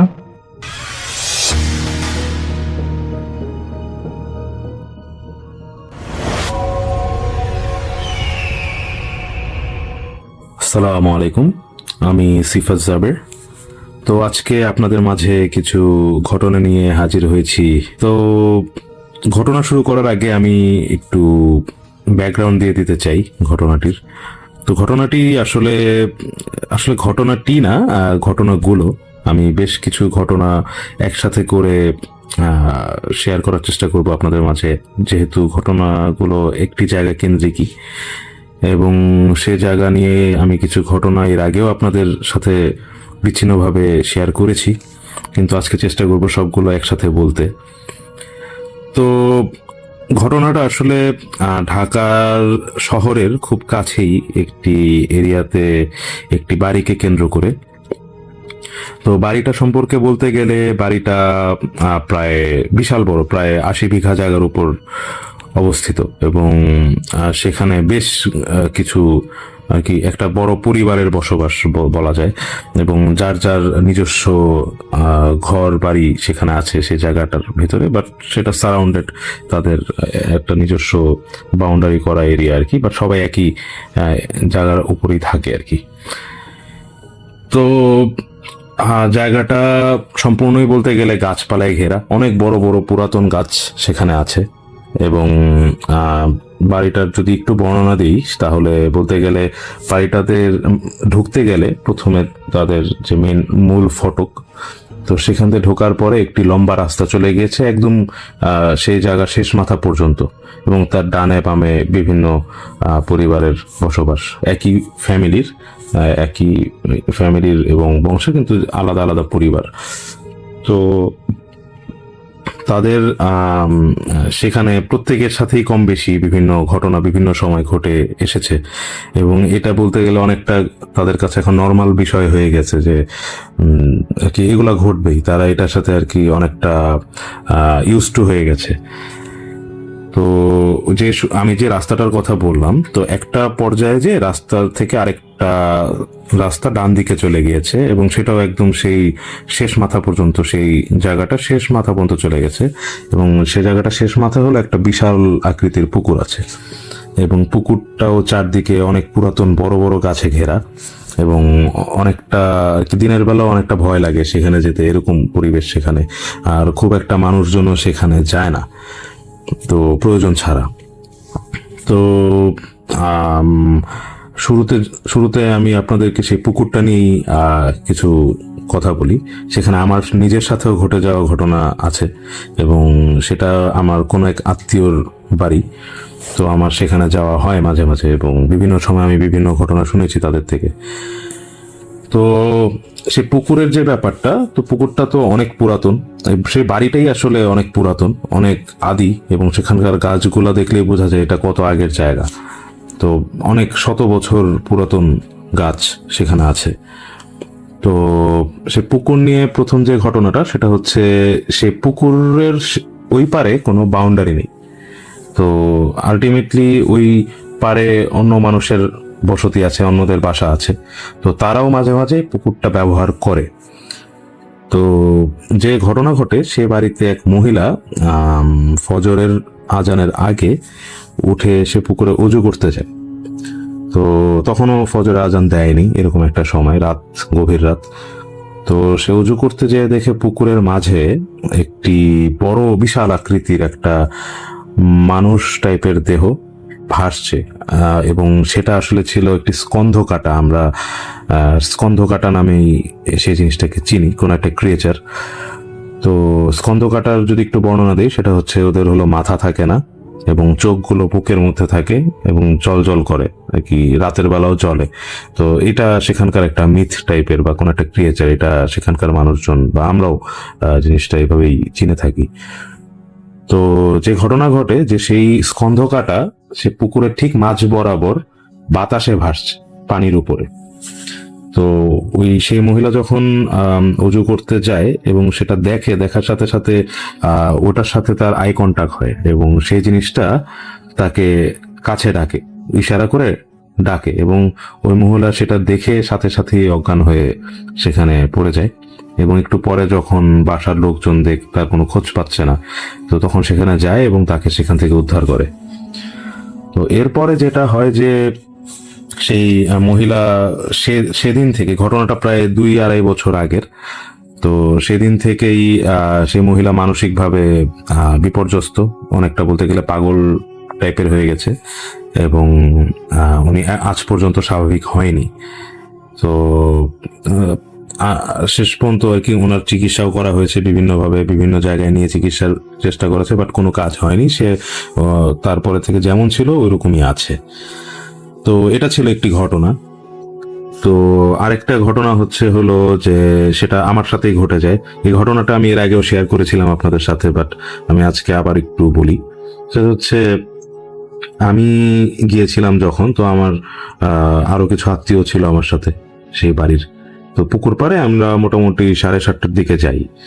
যাওয়ার পরে সেখানে বসে গল্প করতে থাকি এবং ওখানকার পরিবেশটাই এমন, স্বাভাবিকভাবেই আমাদের সেই ভূতের গল্পই শুরু হয়ে যায় সে জায়গায়।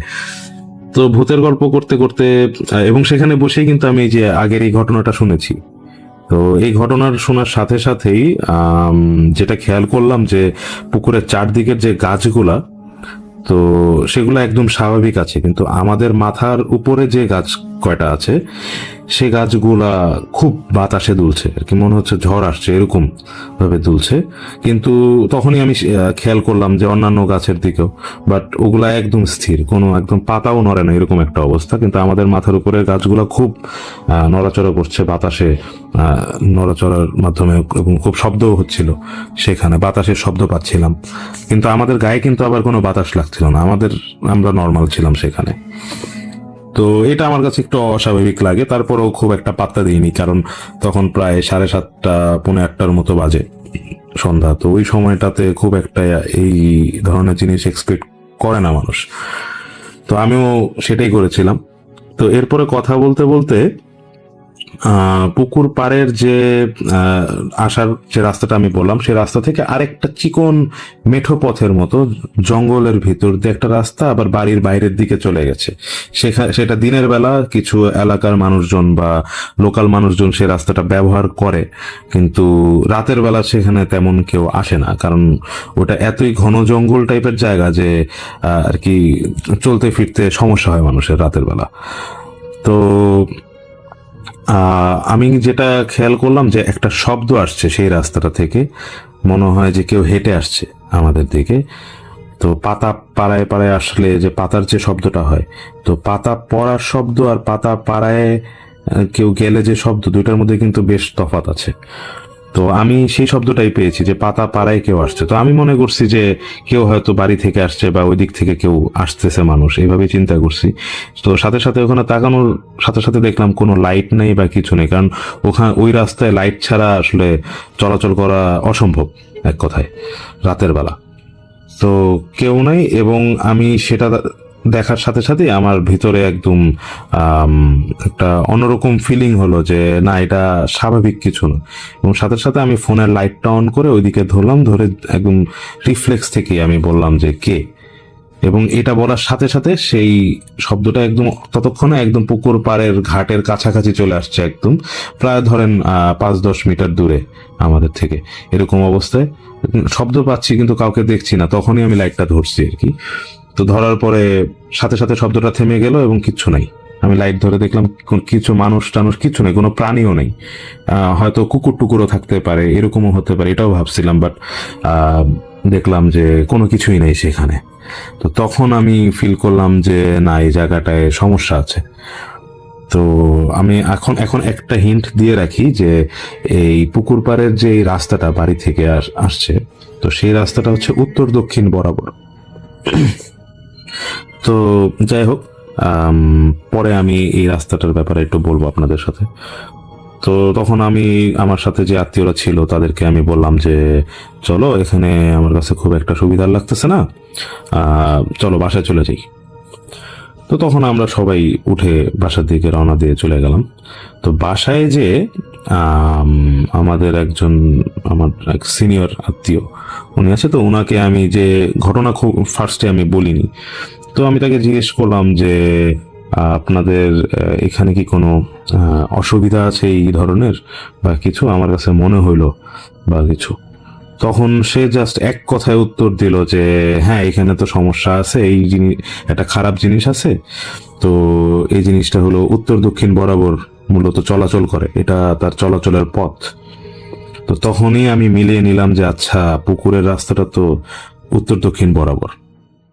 তো হয়তো তার পথ এটাই, এবং তারা চলাচলের সময় আমাদের এইসব ঘটনা শুনছে, শোনার পরে কোনোভাবে হয়তো অফেন্ডেড ফিল করছে, অথবা তারা চায়নি আমরা সেখানে থাকি, তো আমাদের ডিস্টার্ব করার চেষ্টা করছে। তো তখন একটা জিনিস মিললো আমার মনে মনে। তখন তারপরে আমি মামিকে তাকে বললাম আর কি যে আচ্ছা, তাহলে আমাদের সাথে তো এরকম একটা ঘটনা ঘটলো এই মাত্র, তো এটাও কি ওই কারণেই নাকি? তখন সে বললো যে হ্যাঁ, এটা হতে পারে, কারণ পুকুর জায়গাটা ভালো না।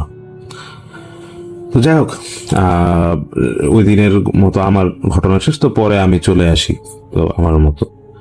তো এরপরে আরো কিছু ঘটনা ঘটে সে বাড়িতে আর কি, আমার থাকাকালীন অবস্থায়, বা আমি আর কি খুব রিসেন্ট টাইমে ঘটা ঘটনা আর কি এগুলা। তো সেখানে সেই বাড়ির কর্তা ব্যক্তিদের মধ্যে পুরুষ মানুষ বর্তমানে আছেন আর 2 জন। তো প্রত্যেক বাড়িতেই পুরুষ মানুষ কিন্তু থাকার কথা, সেখানে অনেকগুলো ফ্যামিলি বসবাস করে। তো কিন্তু কারো বাড়িতেই কোনো না কোনো ভাবে পুরুষ মানুষ নাই। এখন শেষ আছে 2 জন, এবং আমি সেই বাড়ির যারা সিনিয়র সিটিজেন তাদের সাথে কথা বলে যেটা বুঝলাম যে তাদের উপর অনেক আগে থেকেই কিছু ব্যাপার আছে, কিছু খারাপ জিনিস সেখানে বসবাস করে, এবং কোনো কারণে তারা চায় না এই বাড়িতে আর পুরুষ মানুষ থাকুক। এবং আস্তে আস্তে তাই কিন্তু হয়েছে। দিনের পর দিন পার হওয়ার সাথে সাথে সে বাড়িতে আরো পুরুষ মানুষ ছিল, কিন্তু তারা একে একে চলে গিয়েছেন, এবং সেখানে এখন পুরুষ মানুষের সংখ্যা 2 জন আছে লাস্ট। এবং তাদের মধ্যে একজনের মানসিক অবস্থা খুব একটা ভালো না। তো সেখানে একটা সে বাড়িতে একটা কমন ব্যাপার আছে যে একটা এইজের পরে যে পুরুষরা যারা, তাদের মাথায় কিছু সমস্যা দেখা দেয়, এবং তারা আর কি স্বাভাবিকভাবে আর চিন্তা করতে পারে না, এবং এক একজনের এক এক রকম অসুবিধা হয়, মানসিক সমস্যা হয়। তো এইভাবেই চলে যাচ্ছে আর কি বছরের পর বছর তাদের ফ্যামিলিতে। তো রিসেন্ট একটি ঘটনা যদি বলি, তো তাদের লাস্ট পুরুষ মানুষ ছিল 3 জন সে বাড়িতে।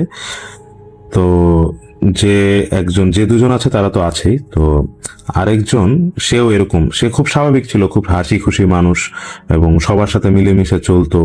এলাকায়ও তার অনেক পরিচিতি ছিল, পপুলারিটি ছিল, মানুষজন তাকে খুব পছন্দ করতো। তো সবকিছুই ভালো ছিল, বাট একটা সময়ের পরে হঠাৎ করে কোনো কারণ ছাড়াই উনি মানসিকভাবে কিছু সমস্যা, প্রথম দিকে মনে হয়েছিল যে ডিপ্রেশন বা ফ্রাস্ট্রেশন এগুলার কারণে হতে পারে, কিন্তু তার কিন্তু ডিপ্রেশন বা ফ্রাস্ট্রেশন হওয়ার কোনো কারণ নেই। সে যথেষ্ট সব দিক দিয়েই তার সবকিছু ভালো ছিল, অর্থ সম্পদ সবকিছুই তার খুব ভালো অবস্থা, তো তার পরিবার ফ্যামিলি সবকিছুই খুব ভালো। তো তার তেমন কোনো কারণ নাই ডিপ্রেশন বা ফ্রাস্ট্রেশনে যে এরকম মানসিকভাবে বিপর্যস্ত হয়ে যাওয়ার। কিন্তু একটা পর্যায়ে যে সে এতই চুপ হয়ে গেল, সে কারোর সাথে কথা বলতো না, বাসায় কেউ আসলে কারোর সাথে দেখা করতো না, নিজেই একা একাই কষ্ট পাইতো, এরকম একটা ব্যাপার ছিল। তো তার মানসিক সমস্যা আস্তে আস্তে তীব্রতর হতে থাকে। হতে হতে একদিন শোনা যায় যে উনি আত্মহত্যা করেছেন।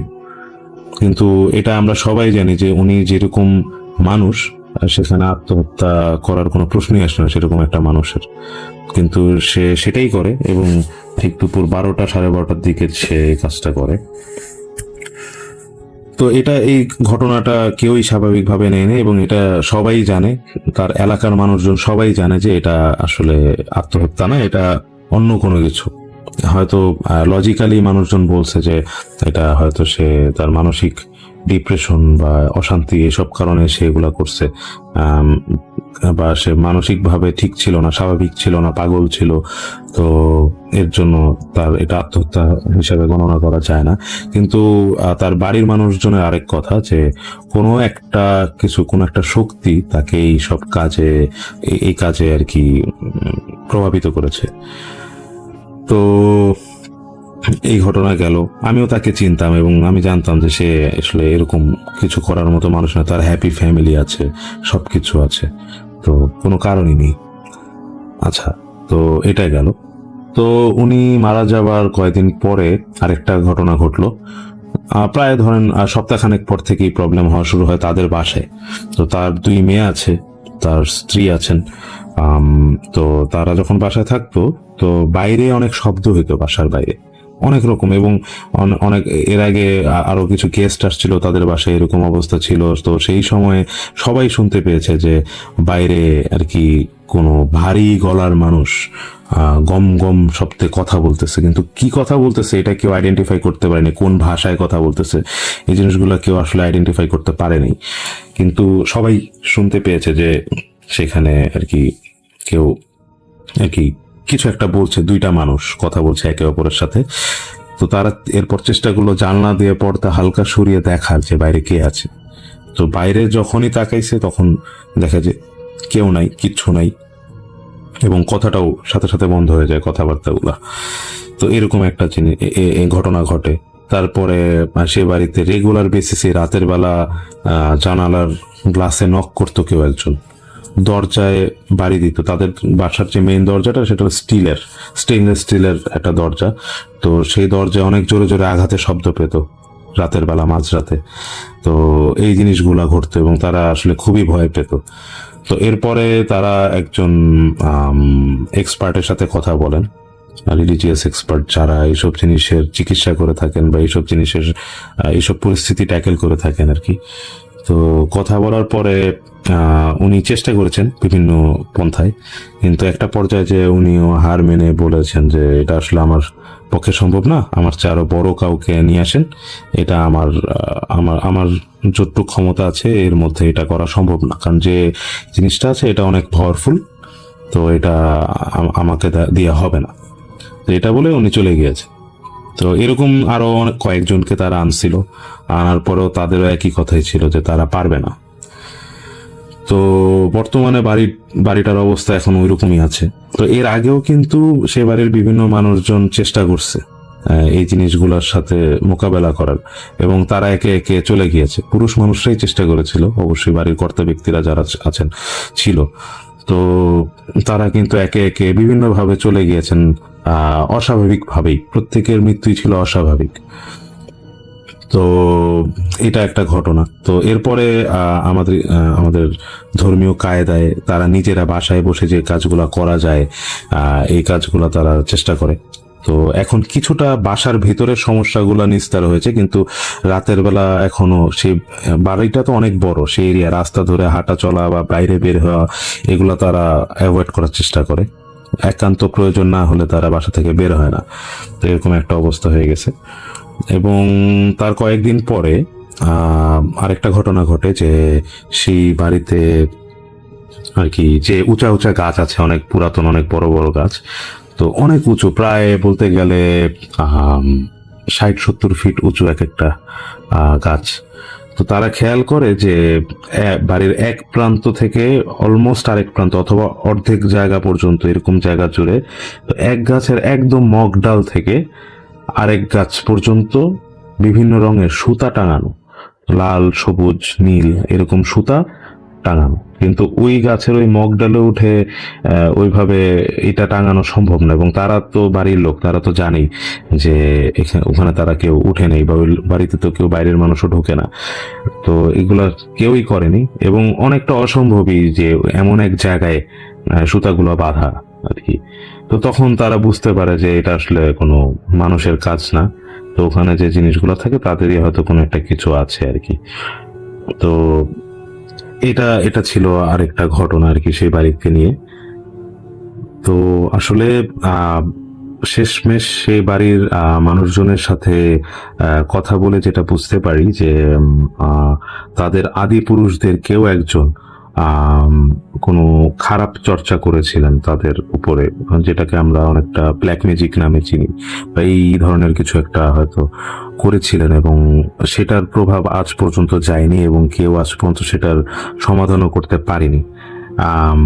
এবং সেই লোকের মূল উদ্দেশ্যটাই ছিল যে এই বাড়িটাকে পুরুষশূন্য করে ফেলা এবং তাদের ফ্যামিলিটাকে দুর্বল করে ফেলা, কারণ তারা আসলে সেই এলাকায় খুবই পাওয়ারফুল একটা ফ্যামিলি এবং খুবই স্বনামধন্য ফ্যামিলি। তো এটা হয়তো তার সমস্যা ছিল এইসব ব্যাপারে, তো সে চেয়েছিল এইসব করতে। এবং যেটা যতটুকু শোনা যায় যে তাদের পানির সাথে কিছু মেশানো হতো, এবং তারপর থেকে এই সমস্যাগুলা সেখানে তৈরি হয়। তো তো এই ছিল কয়েকটি ঘটনা একটি জায়গাকে কেন্দ্র করে। তো ভাবলাম আপনাদের সাথে শেয়ার করি, এবং এই তো, সকলে ভালো থাকবেন। আসসালামু আলাইকুম।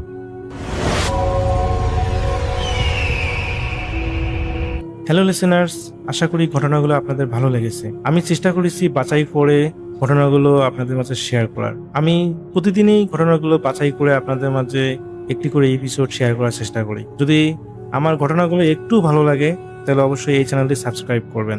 আর আপনারা কোথা থেকে এই ঘটনাগুলো শুনতেছেন, যদি আপনাদের ঠিকানাগুলো জানান তাহলে আমি অনেক কৃতজ্ঞ হব। তাহলে আমি বুঝতে পারবো যে আপনারা কোথা থেকে শুনতেছেন। এছাড়াও আপনাদের মাঝে যদি কোনো ঘটনা থেকে থাকে তাহলে অবশ্যই আমাদের ইমেলে দেওয়া ঠিকানায় ঘটনাটা পাঠাবেন। তাহলে নেক্সট এপিসোডে আপনার সেই ঘটনাটা আমরা রাসেল ভাইয়ের মাধ্যমে অথবা আমরা নিজেরা পড়ে শোনাবো। তো ভালো থাকবেন, সুস্থ থাকবেন, এই প্রত্যাশায় আজকের মতো বিদায় নিচ্ছি। আল্লাহ হাফেজ।